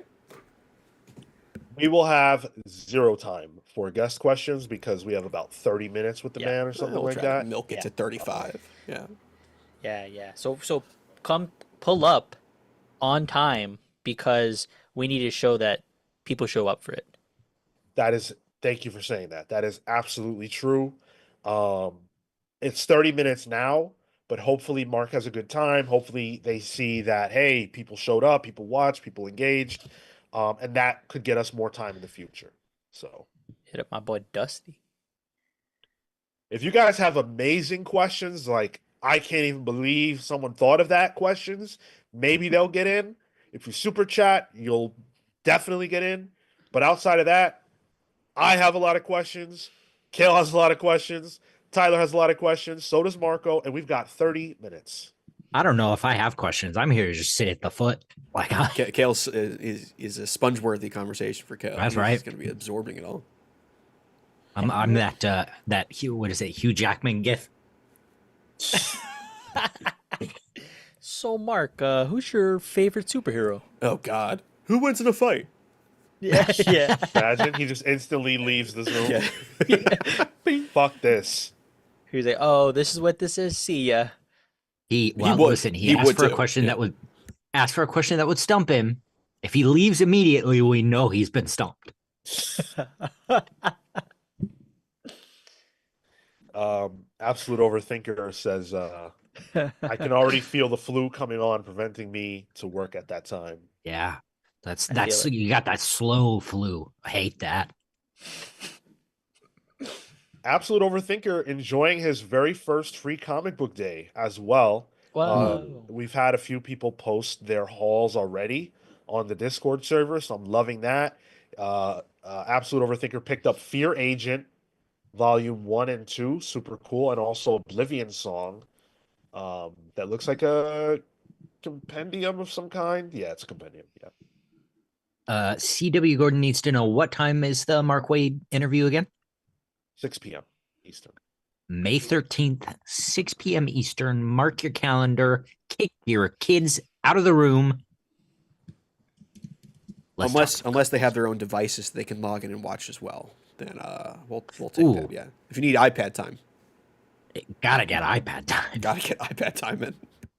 I'll put up the dancing fruit in the corner for them. Yeah. Yeah. Do those Minecraft run Oh yeah, videos. The Subway Surfers. Yeah. Be a Yeah. split screen. Yeah. Putting up an event on the Discord right now. Nice. Oh yeah. Speaking of Cale, and speaking of Patreon, Cale put up a very, very good newsletter this week that everybody should read. Oh, thank you Um, so much. you're welcome. I actually read it too. Yeah. Oh, thank you so much. Yep. Everybody should check it out. It talks about the recent layoffs at Polygon and how that kind of that the system that is being destroyed right now of people looking for work for these, these jobs, writer for hire jobs and things like that. How it's really been destabilized, and that hits me hard. It's been happening for a while now, and how important it is to support what you love. Podcasts like this, Yeah. whatever it is, whatever avenue it is for what you love, the way you can directly support them, that's the best way to do it. And it's what we say a lot on the show, and it's something I especially have harped on recently is support the creators, support the people you like. If you like what the Comics Pals are doing, awesome. Slap it on the Patreon. But if you like, say what uh uh my best friend in the world, Letty Wilson's doing, go support her on Patreon directly. Um, you know, don't necessarily focus on the companies because the companies can be sold. And like, if you don't like a content, like don't interact with it. Like you don't necessarily need to, unless it's harmful, you don't need to badmouth everything, right? Like just don't interact with it. But support what you love and protect it. Because more and more these places are devaluing what we do. And you know, what we do as artists, as writers, as like I wouldn't call myself this, but sometimes we call ourselves journalists. Uh, this stuff is important, and it doesn't it comes at a cost, and that is a hard cost to bear for us, and like it's not fair, but it's what it is, and anything that you can do to make our lives easier so that we can do this and bring it to you, like will just make the content better. Hell yeah, I agree. Um, Atomic Hound says Mark is a great interview. This is fantastic news. Yeah, I can't wait. It's gonna be it's very exciting. Very, very Hound, exciting. Hound, especially reach into your deep, deep subconscious and give us a question from 1947 that you can think of that will just keep Mark Wade up at night. Hey, Mark, what's up with that issue of Superman where Lois Lane turns black? What'd they do that for? Why'd they do that? What's up with that? Wow. Mark Should comes ask on him. here and says, well, listen, what had happened was So, we are in a new month. It is the month of May, and Thunderbolts just came out. We talked about how we're going to review that after this. And so, we, in honor of that, are talking about our top 5 villains across the entire sphere of comics. Who are the villains that we love the most? Love to hate, whatever, however you want to lay it down. Who are our favorite villains? We'll do one for today, our number 5. Anybody hot? I got my list here. Yeah, just in case people need to vamp. Number 5 for me is one of the biggest haters in comic books. Some would argue. Oh no, not you. Some would argue the biggest hater I'm number one. exactly. You'll be number. You got a couple weeks before I talk about you. It's Reverse Flash for me. Eobard Thawne. Bro is he's just reckless. His whole thing is that he's the Flash's biggest fan, but then he realizes that he's going to become the Flash's greatest enemy and hates the Flash because, like, dude, come on. And he causes Flashpoint. He, goes back in time and kills his mom. Like, it's just like biggest hater, player hater of the year award. Actually, I think the one, my number 4 might actually outdo him. But man, I just love Reverse Flash. He's just a shithead. And like, there's nothing redeemable about him. He is like pure villain. And the way like Jeff Johns wrote him, even the stuff about him on the CW show is fun. Underrated character on the CW show. Oh, I that agree. Turn I agree. is so good. I think the show was underrated, to be honest. Yeah. Well, till the end. That first season too, they kind of have their own Guantanamo for supervillains. Just well, who doesn't? But man, yeah, Reverse Flash. Even though his costume is the inverse Flash, it's fine. It's stupid. It's great. Yep. And specifically Eobard Thawne, not Professor Zoom, which different thing entirely. He's cool, but Thawne is more fun. I'd also add to that, like, Eobard Thawne, like, does the impossible. He kills Iris. Sure. At a certain point, and like then blames Barry for it, and like they, go through a whole court thing, and King Gaslighter. Like, dude is like the evilest of villains. In the same vein of somebody who takes it personally, my number 5 is Black Manta. That guy is obsessed with fucking up Aquaman's life. That is his day job.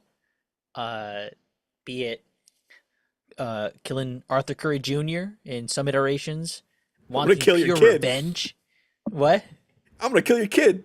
I'm gonna kill you. Yeah. I'm gonna kill your kid. That's everybody. Crazy. He has it out for good old Arthur. So, number 5 at least.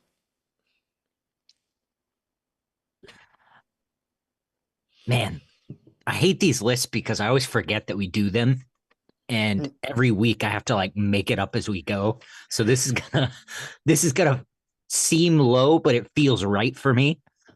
My number 5 is gonna be the Joker, and like I talk a lot of shit about the Joker, but I think he hasn't been used very well recently.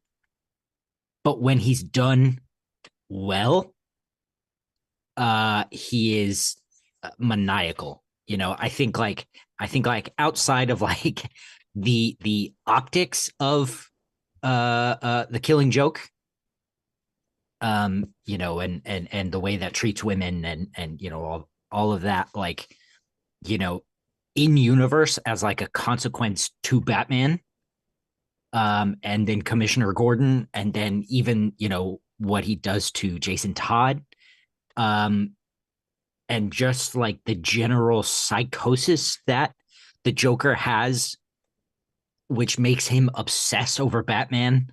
And then, like Morrison introduces like the Joker has these, these phases that he goes through. Like, I truly think the Joker is far, far more of a malleable character than any of us, well, maybe except Morrison, realize. And he hasn't been utilized properly in a long time. I mean, we're seeing some of that malleability in Absolute in little snippets. We don't really know what that version looks like.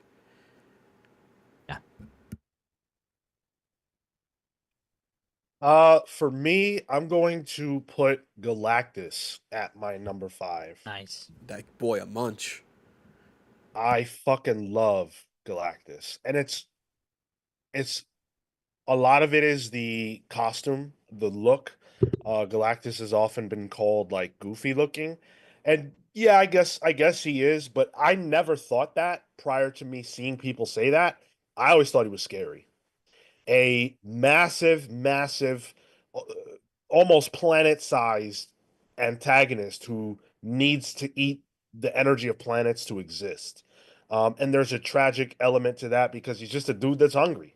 My man got the munchies and he got to eat. It just so happens to be that your planet is the one he needs to devour. And so there is an element of tragedy to his character, but I also love the banality of his evil, whereby, he's just doing what he's got to do. And you're going to suffer the consequences of that. And that's it. It almost makes you realize, is there really evil involved here? Is that just like, is he just like a force of nature almost? There's the you know? question. But I think that's what Yeah. makes him compelling. Right. Yeah, the comics have definitely suggested he's a force of nature, but I think evil is relative, right? So certainly in the minds of humans on Earth, when Galactus comes around to chomp, he evil. And so I love being able to have a character who is that powerful, that does, kind of cause you to think on that level. There's nuance there. That's up my street 100%. I've always felt like if I ever had the chance, um, to write for Marvel, Galactus is a character that I would have to have a chance with. And you have to write him actually having the munchies. He finds some like space weed or something, you know? Oh my God. Yeah. Yo, Galactus with It's the just munchies. Oof. popcorn box, just kind of like eating moons. Yeah. He's like, actually, I need something a little more filling, something filled with people. I would write him at like a smaller solar system where there's smaller planets and it's more of like a prefixed meal, you know? Mm. A blue apron for galaxies. Yeah, yeah. His Silver Surfer would be more of like a sommelier in a way.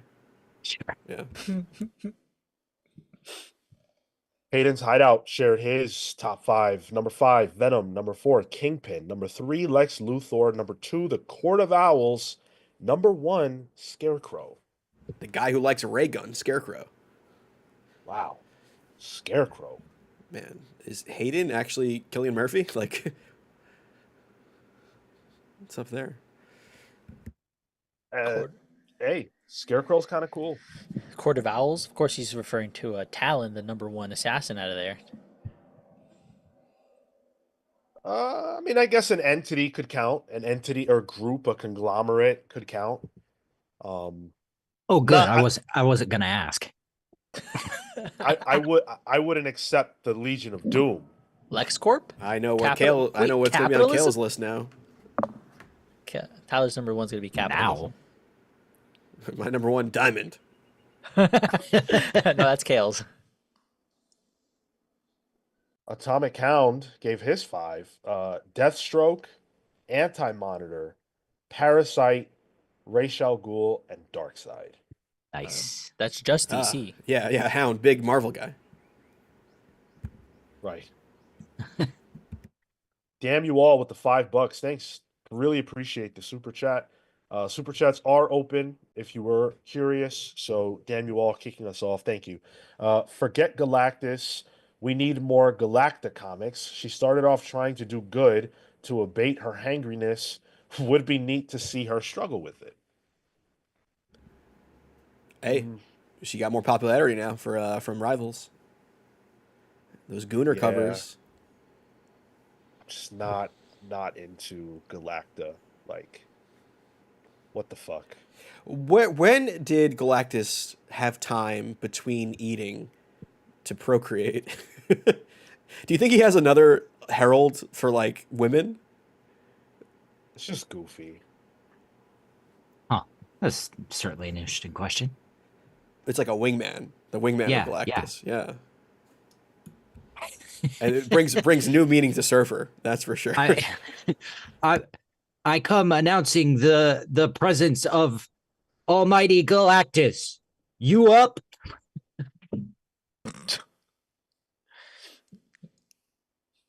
All right, we have the unfortunate responsibility to tell you guys about a passing in the comics industry, one that certainly rocked the industry this week.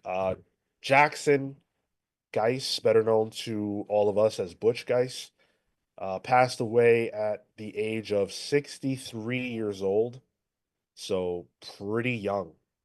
Um, Pretty young. And I mean, if you've read comics for a certain length of time, you have read something that Butch drew.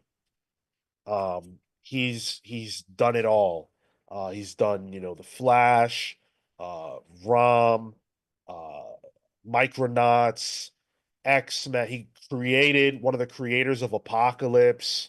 Whoa. Um, he had a hand in the death of Superman, from an art standpoint. Resurrection Man, which he did, which was super popular.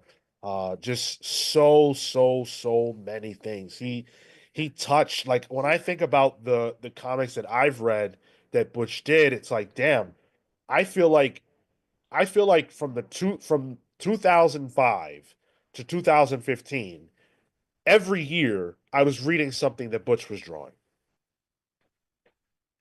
Yeah, Cap, right? There was a lot of Cap Yeah. stuff. Yeah, Yep.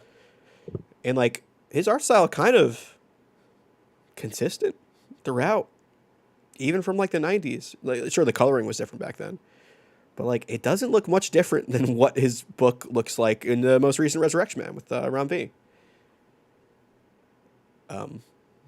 Yeah, it's a shame. That's one of those names. Like I was happy to see him again when Resurrection Man, Quantum, Arma. yeah, Parma, yeah. yeah, came out. So yeah, it's a bummer for sure. Wow, he did the sort of Atlantis Aquaman. That's that Kurt Busiek one, Yeah, adventure story. Wow, yeah. holy shit. Ram V said that he knew about Butch's diagnosis while they were working on the new Resurrection Man, and he was honored to be able to get some of those last pages from him, and that Butch was, excited and wanted to do the work. So, um, to his grave, uh, he was dedicated to comics. I in these moments always think about the fact that you got to do something. In this case, Butch got to do something that will live beyond him, and he leaves a legacy behind of people who love his work, but also people who love him. You go through all throughout social media, a lot of people talking about, what a great man he was, his contributions to comics, um, and that's a beautiful thing. Most of us are going to die, and within a decade or so, no one will be talking about us anymore. But somebody like Butch, that's not going to be the case. His work will live on in perpetuity, and that's his most lasting legacy outside of his family and the kind man that he was and the kind words that people always have to say about him. So that's a life well lived in my book. And I say hats off to Butch for that, and rest in peace. Yeah, I mean, Electric Series even. I'm currently reading his Micronauts, just one of the many I've gotten into that. Just loving of Geist's work of late. Sorry to have this news, even now, it doesn't end. Mhm. Exactly. There are people who are new readers of comics, who are going to find his work. Maybe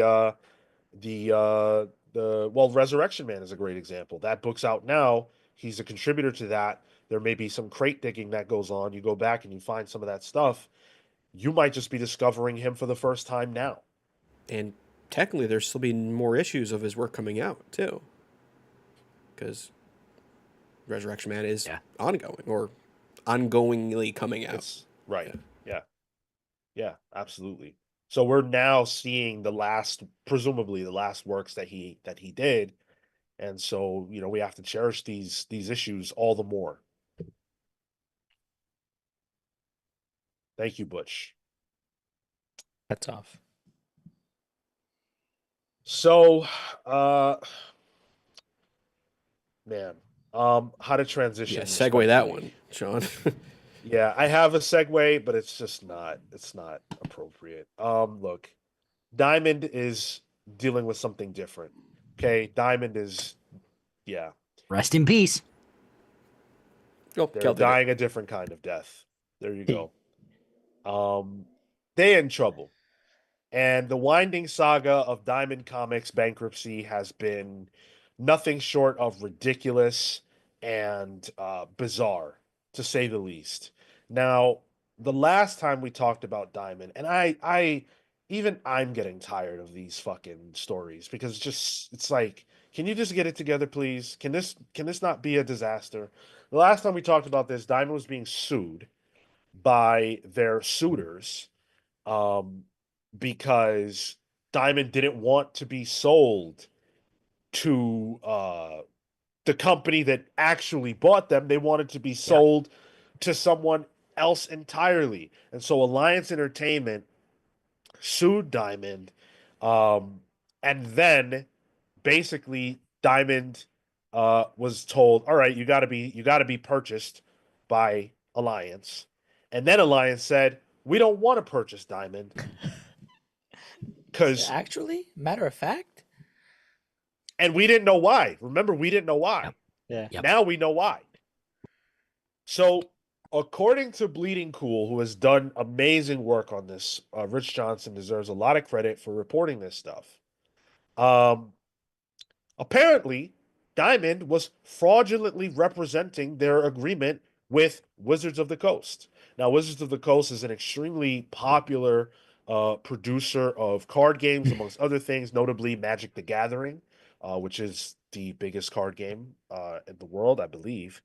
Um, Apparently Diamond was not being genuine about their relationship.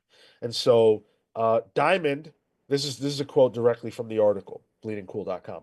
They claim that Diamond represented an ongoing contract with Wizards of the Coast, but that Wizards had notified Diamond that they would terminate that contract, and that Diamond deliberately misrepresented their relationship during the bankruptcy process. Alliance also claims that, quote, debtors now refuse to return Alliance's earnest money deposit of 8.5 million, providing no reasonable justification for doing so. Say that one more time. You got it. Debtors now refuse to return Alliance's earnest money deposit of 8.5 million, providing no reasonable justification for doing so. That's So, so Alliance says, I'm going to buy Diamond, puts a deposit down to buy him. Diamond takes the deposit, then it's like, nah, I don't really like you guys. I want someone else. Allied's like, cool. We don't want to be in it. Give us the deposit back. Hold on. Nah, Hold on. non-refundable. Hold on. No returnability. Yo, Steve Geppi said, "Sorry, you didn't rip off the cover." that's wild. That is so ballsy that I'm almost like, I like the cut of your jib. Keep going. No, dude, I'm pissed. And like, yeah, can you imagine like how much that affects your own sales now, right? Like your own money. You're down 8 mil, plus you don't get the thing that was meant to expand your business that you were going to invest into. Took on debt to take debt.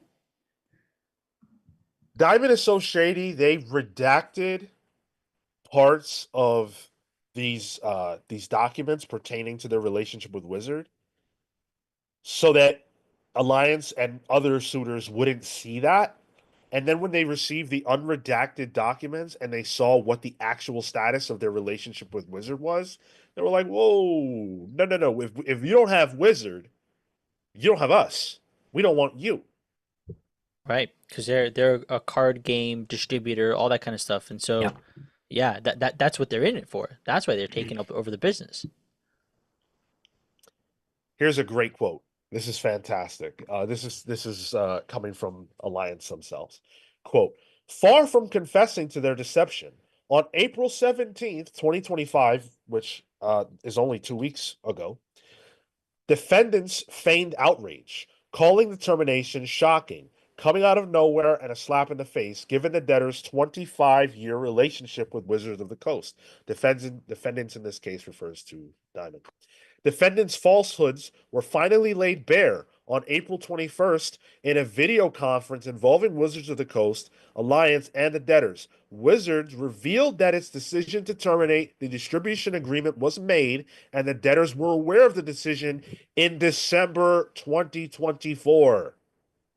because the debtor's business with Wizard has been declined by more than 8% over the last 4 years, during which period each of Wizard's other four distributors had significantly increased their sales. Importantly, debtors did not refute Wizard's characterization in the video conference. So, what did that just say? It said that while every other distributor of Wizard's products was showing higher sales, Diamond's sales were trending downward by 8%, and Wizard's going, why? What the fuck? We don't want to be in business with you anymore. And And that's where they estimated their stuff off for Alliance. You know, it's like, oh, okay, cool. We're gonna scoop this back up. Oh, actually, you've been known, and now I just bought and deposited 8 mil. Diamond said, "Yeah, no, you're absolutely right. Yeah, oh, Yeah. yes, we did that. Uh-huh, uh-huh. Yeah, that sounds 100%." This sounds legally dubious. Yeah. What happens at this point? So, the lawsuit on the part of Alliance will, resolve however it's going to resolve. They've got all kinds of demands, including the 8.5 million that they're owed in return. But Diamond is on to the next one. They were literally promoting just last week a big announcement that was impending. And so the sale of Diamond has gone through to Universal Entertainment and Ad Populum. No way. Mm-hmm. So they got away from Alliance, which is what they wanted.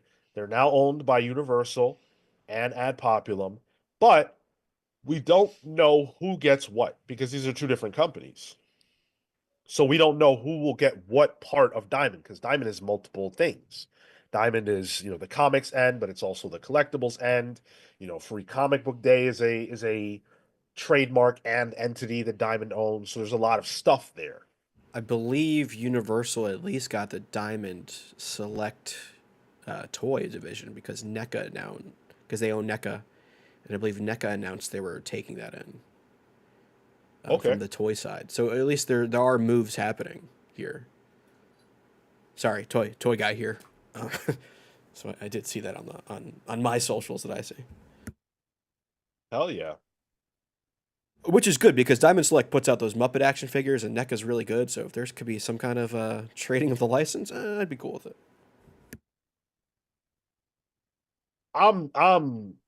Look, I'm gonna say a lot of positive things about Steve Geppi in the coming weeks.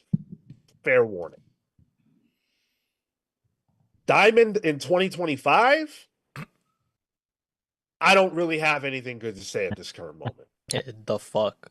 All that stuff is when they were doing good. Now, Wow. CW Gordon says Diamond heel turn versus Cena heel turn, bigger twist. Both not that great. If you ask most people, they would say Diamond's heel turn took place 30 years ago. So This John guy. Cena's more recent and more surprising. And frankly, written better. Ooh. I, I I'm curious to see how this nets out for what does it actually mean for the comics? Like, is that even the business that they want anymore, or is this a similar story of, hey, we're going to make large changes if you want to continue the comics, but we also want your warehouse space, depending on who gets what in the universal, sparkle pop situation. So here's an update. I spoke improperly earlier. So here's a quote from Bleeding Cool. Well, it's a quote from the Bleeding Cool article, but it's from Diamond. Under the agreement, Universal will acquire the assets of Alliance game distributors, and Ad Populum will acquire the assets of Diamond comic distributors, Diamond book distributors, Diamond Select Toys and Collectibles, Collectible Grading Authority, CGA, and other related assets. Diamond UK remains separate from the sale process. The transaction is subject to final closing. I'm looking at what Ad Populum owns. NECA has mentioned. Apparently they own Joseph Enterprise, which is Chia Pets, Kiddo Robots, WizKid. Nothing here. This is all toys. None of this is magazine, comics, reading. So I'm curious what that means.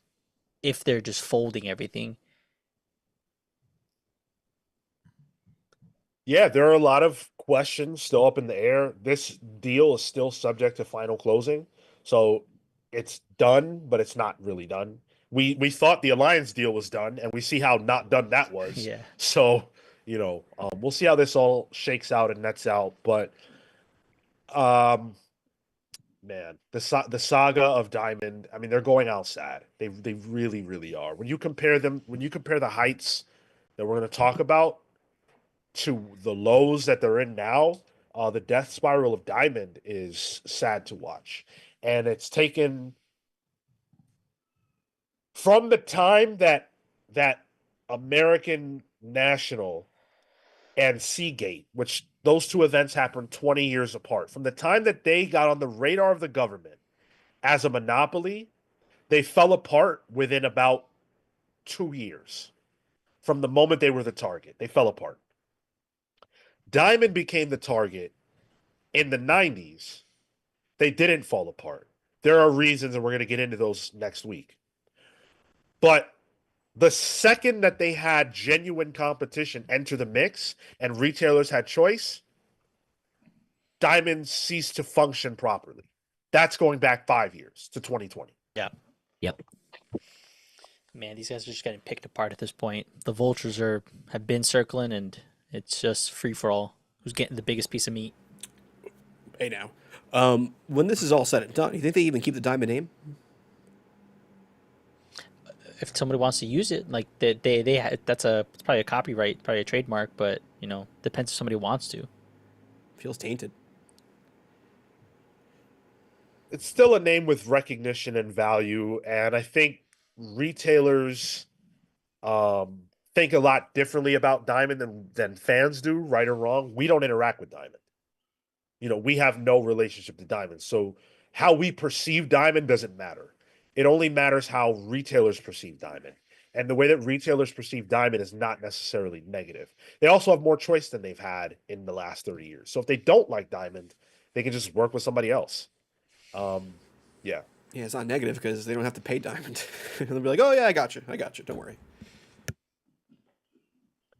Man, so many people showing up here later in the show. I'll be honest, I'm kicking myself launching the deep dive on the same day as Free Comic Book Day.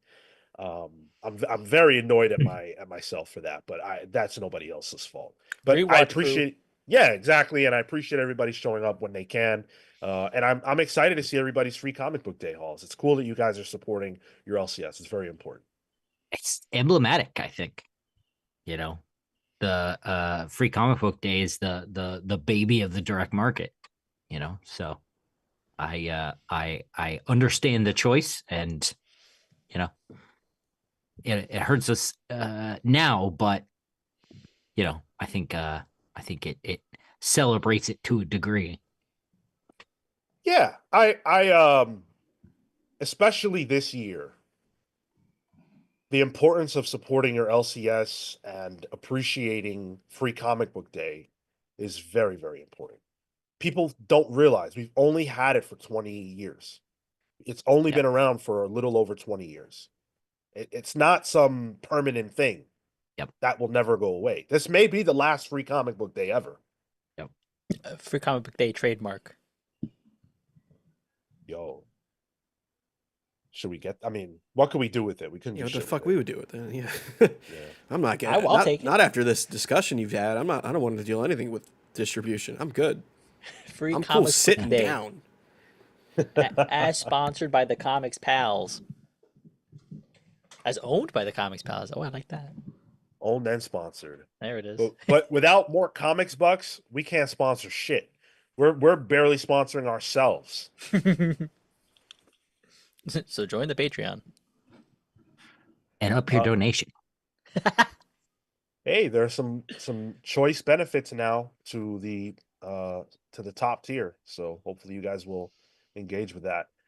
Musa Rizik says, "Good morning. Did you guys watch Thunderbolts? It was amazing." Hey, don't we have an announcement for you that we've made already 3 times? We are going to be reviewing Thunderbolts right after this live stream is over. And so for everybody who would like to hear our thoughts on Thunderbolts, you will be able to hear them probably in the next half hour. So stick around. Jay with the 199 pound got 6 free comics and too many back issues. I got too many free ones. I didn't get any free ones at all. I got a rock. Nice. Cale, Yo, you wanna share your haul with us so we can all be jealous? you know what? I think we have a segment for this. And I'm going to be a part of it. Yang, I've got a fat stack of free comic books. I want you to tell me how many I got. Oh, okay. Huh. That's fun. That's Kale's stack doesn't have the same alliteration though. fun. Oh, Well, I guess Sean's stack doesn't either. Hales Comics. It being It does. free is the only way I'm ever going to get a stack. I'm gonna say a nice 7. Qualifying question. This is what your free comic book day haul, i.e. the free books you got, but also purchased books, right? I will give you. I only got 1 purchase book, Okay. and I can show you that. Okay. Well, I'm poor, so Well, we caught a glimpse of the haul. yeah. You saw at least 2. Hey. Hale's cornucopia. I'll say 8. Oh, damn. I was going to do that. Y'all. Ooh, chat getting involved. I like that. That's the hope. Yeah. CW You know Gordon what? says, Let's "Where's James go. Jones?" Wrong day for him. Yeah, it's the wrong day for James. Marco, you want to read off the numbers? Hale's can. collection instead Ooh, of Sean's okay. stack. CW Gordon with 7. Hayden's Hideout with 9. CW Gordon is saying, "Where's James Jones? Perennial winner." Kyutsu says 9. Shu Patel with 7. Atomic Hound Kale Stack 8. Catherine Starr 8. Cole 10. Damn, let's do 10 too. J Stage 9. You know what? I'm gonna do 9. I'll do 9. Izzy says 14. Oh, the JC brothers 12. are together. That's cool. Yeah.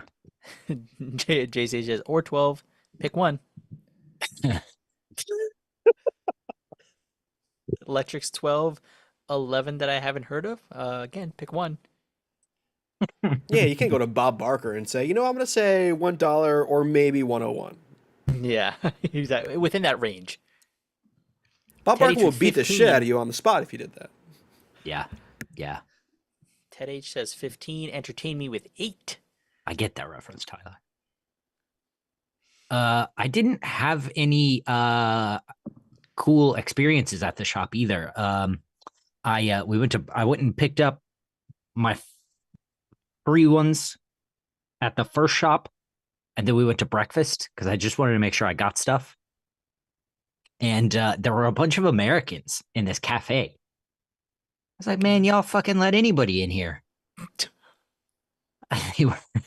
they were from Dallas, Oh. which is crazy. Got a conversation going? Hell no. Alright. I hate speaking to Americans. As an You're American, an I hate eavesdropper. speaking. You're an eavesdropper. I'm like, listen, y'all's accent is fake. Damn. They don't have an accent. They're American. It's the I'm British the only people. one in the room that's allowed to be here. Y'all need to go away. Go back where you came from. Horning in on my territory. And Texans too? No. Not in my Liverpool. Fought a damn war over that. Lost a damn war over that. So where are we at, Cale? All right. You guys ready? Yeah, yeah. Okay, here we go. VR Troopers. With a legit cover on it now. Yeah. And frankly, I think it's the same one we've seen. No, No, it that actually you has the go VR higher. Troopers on it. I cannot. Oh fuck. Okay, there you go. Sick. Mega Man. Oh, Yes. aforementioned, yes. Guess what? VR Troopers again. Does Oh, that count? Because I forgot that the Power Rangers were on the back. oh, So I think that does count. So Yeah. because you As one picked or up. two? No, he has Two. two because he thought Yeah. there were different covers. Oh, I see. IDW Dark. Oh. Black Mirror, San Junipero. Oh, sick. Ooh, that's that good stuff. By the way, VR Troopers and Power Rangers. Meh. Alright. Mega Man though, worth picking up if you can get it. Get it. I gotta Genuinely. get It actually made me really excited about this Mega Man line coming out. it. Wow. Boom, 20 years. Ooh. Oh. Godzilla, the new heroes. Oh, cool. Will Eisner, the comics biography. What? Love seeing Will Eisner come out with new stuff. I pumped. The Tupac of comics. The All In 2025 special. The Phantom. Oh, nice. Energon. Oh, cool. Okay, let me see that editor cover as best as you can. It's You got it, you redacted. It's got it, you got redacted it, online. You got it. Oh, we're finally having a Transformers GI Joe crossover. It looks. Oh, like. is that a wraparound? Yeah. Oh, yeah, it is. I just noticed myself. Yeah. Oh, that's a fucking GI Joe Jeep. Oh shit! There's a Transformer that is That's taking the. That's a Joe? That's a Joe. Yeah, he's That's he cool. works for the government. Piece of shit. Fantastic Four.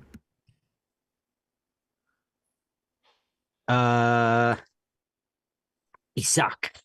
This one's backwards. I can't read it. How do you letter those books then? Jeez. Gives you a hint at their sales, huh? Monsters. 2000 AD. Damn. Shit. Godzilla, the new heroes. Again? Blood type. Guys, you know I love this one. Post Malone's Big Rig. Hell yeah. The art looks good in that actually. Superman, the All In Special. Oh my It's god. number 3. I think that's number 3. Now, this one I was very surprised I got because it's a bad idea. Oh. Wow. Planet Death's bad idea. No, I mean, bad idea is Planet Death. They still come out with books? I can't believe they come out with That's books. the idea. It is very thin. I have Kleenex that's thicker than this. Guys, guess what? My last free comic one, Superman: The All In Special. Oh my god. You couldn't trade one of those in for the Ultimate Universe one? You know what? I didn't even realize I didn't have the Ultimate Universe one until I got home. I was very disappointed. So Forbidden Planet, the first one, just gives you a random bag, and it's stacked, and they have them like age gated or whatever. But then I went around the corner to Worlds Apart, and they were like, just pick 5. Wink. So Jess, the Dr. Hot Dog and I got 5 each, roughly. And finally, the coup de grace, the piece de resistance, the thing that I have been looking for and was excited, nay, thrilled to support my local comic book shop, the Star Trek trade. Nice. Yeah, that's that one that Heather Antos is editing. That's right. Yeah. Godshock, the return of Benjamin Sisko. Marco, give me that number. I counted 22.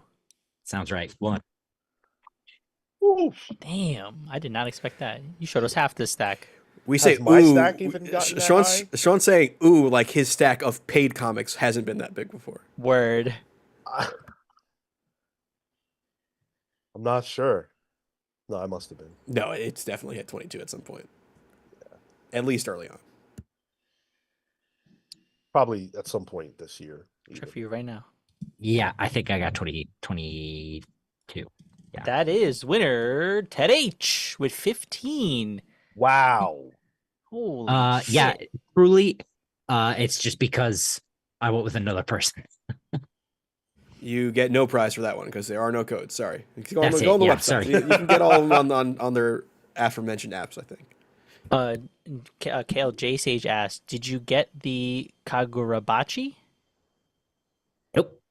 I don't know what that is, so I didn't Sounds get it. like you think you got a disease. Ted H follows up with no Gundam Wing. No Gundam Wing. Damn. Didn't see it. Didn't have it. Or didn't see it. Maybe they didn't have it. Maybe they had it.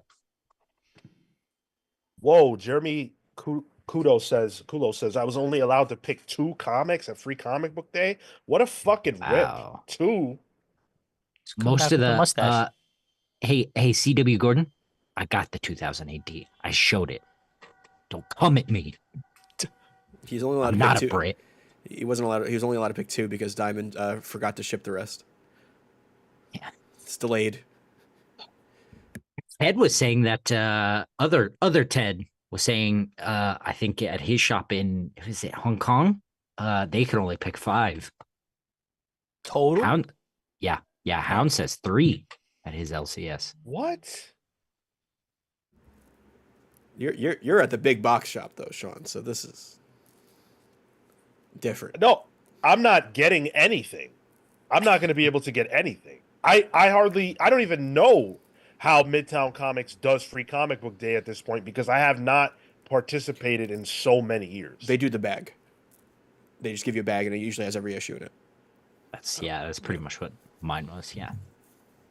I think they used to, I feel like they used to do this. Free Comic Book Day online as well, where if you were buying books that week, they would just give you a bag as well.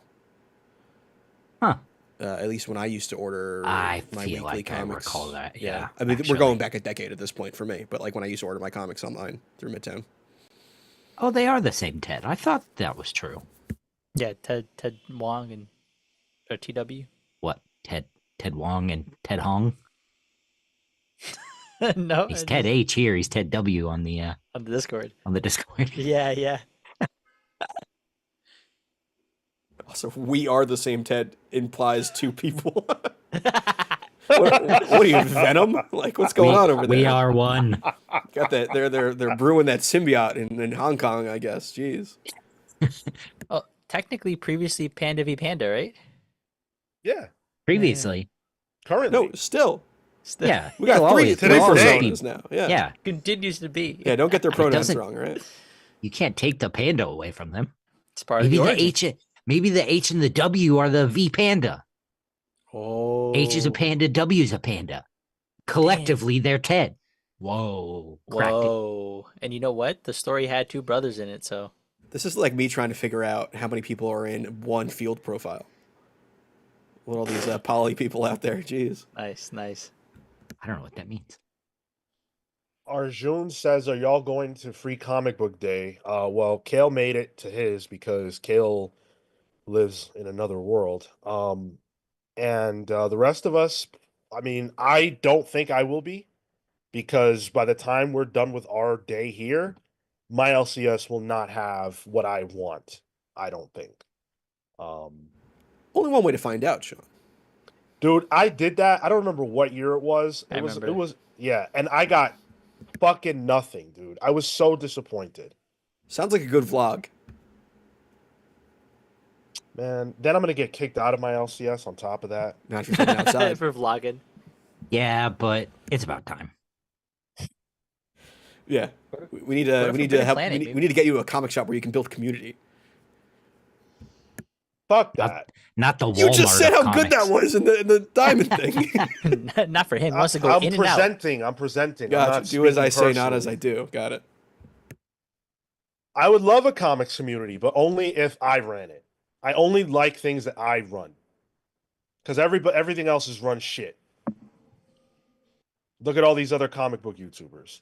I'm just kidding. Damn, Look at- shots fired. These are the shop owners. Just Uh, wait. As Little you're pal going to be shop. on somebody's channel coming up too, Sean. Jeez.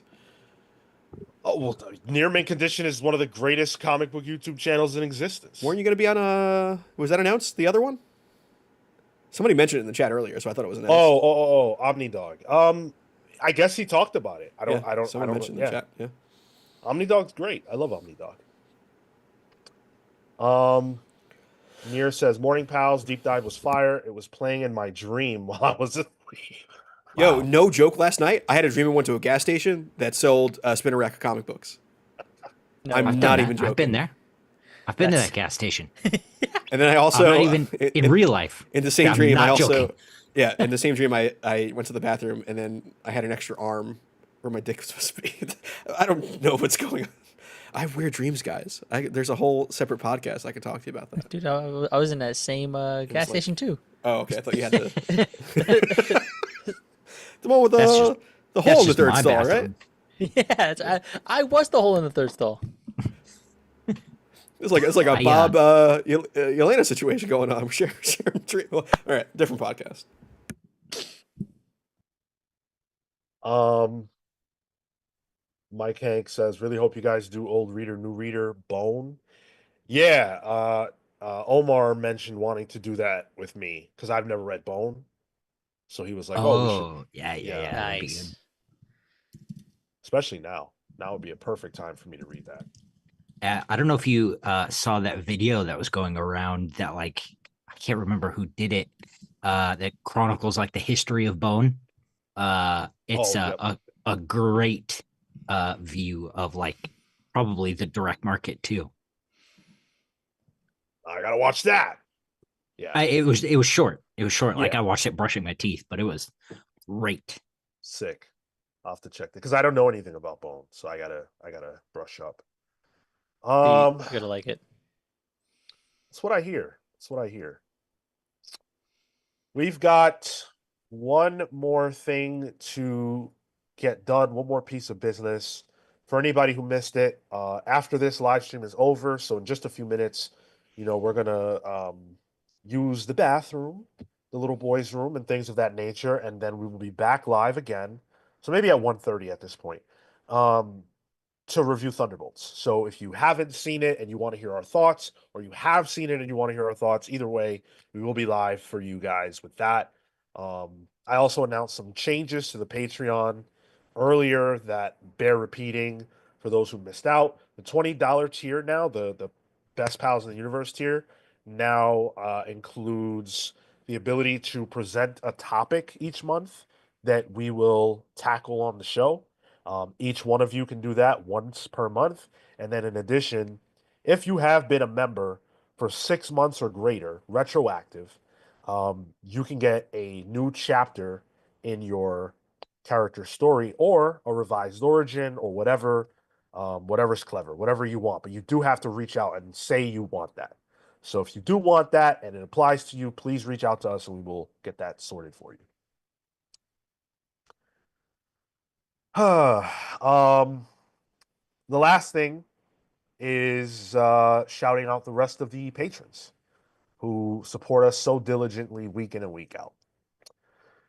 Thank you to Steve Swarm Canaris, Panda v Panda, Ted HW, whatever's clever, Mad Max, the Absolute Overthinker, Blur, Jekyll Jose, Scripture, the Wardens of the Word, Hecatron, the Hate Machine, Amin, the Almighty, Perez, Houston, the Century Kid, Murphy, Jasper the Gasper, Eddie, Peter, the Living Lightning Electrics, Lucas Hallner, Lucas Heatwave Hallner, excuse me, Young Dende, HUD, Safe Haven, Hayden's Hideout, DeWoody, Shalom Warburg, and Emily McManus, who just joined us recently. Thank you all so much. We really, really appreciate you and your support. It goes a long way.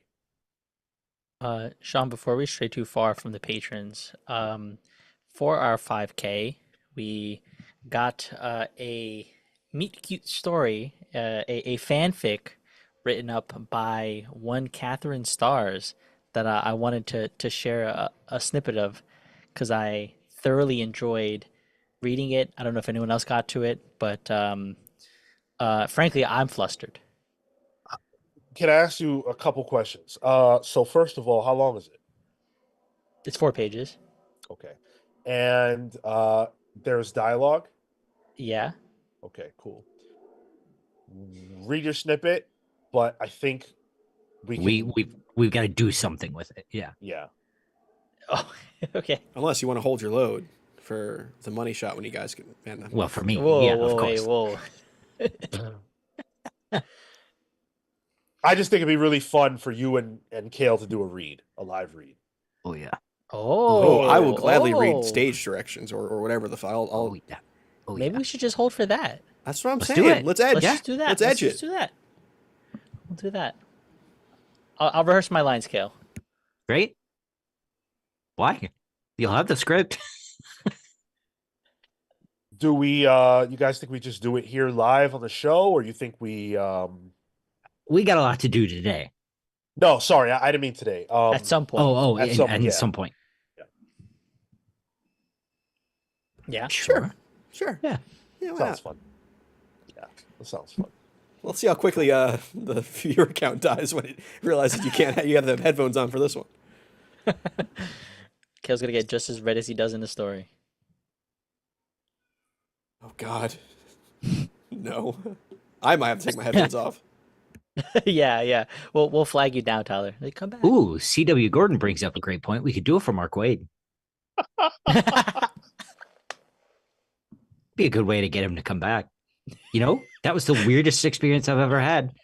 I'd love to come back. Yeah. It's just 30 minutes of you guys reading this fucking story, and he's just sitting there. Reading fanfic about ourselves. Oh my goodness. Yeah, I think we'll do that. I think we'll do that next week.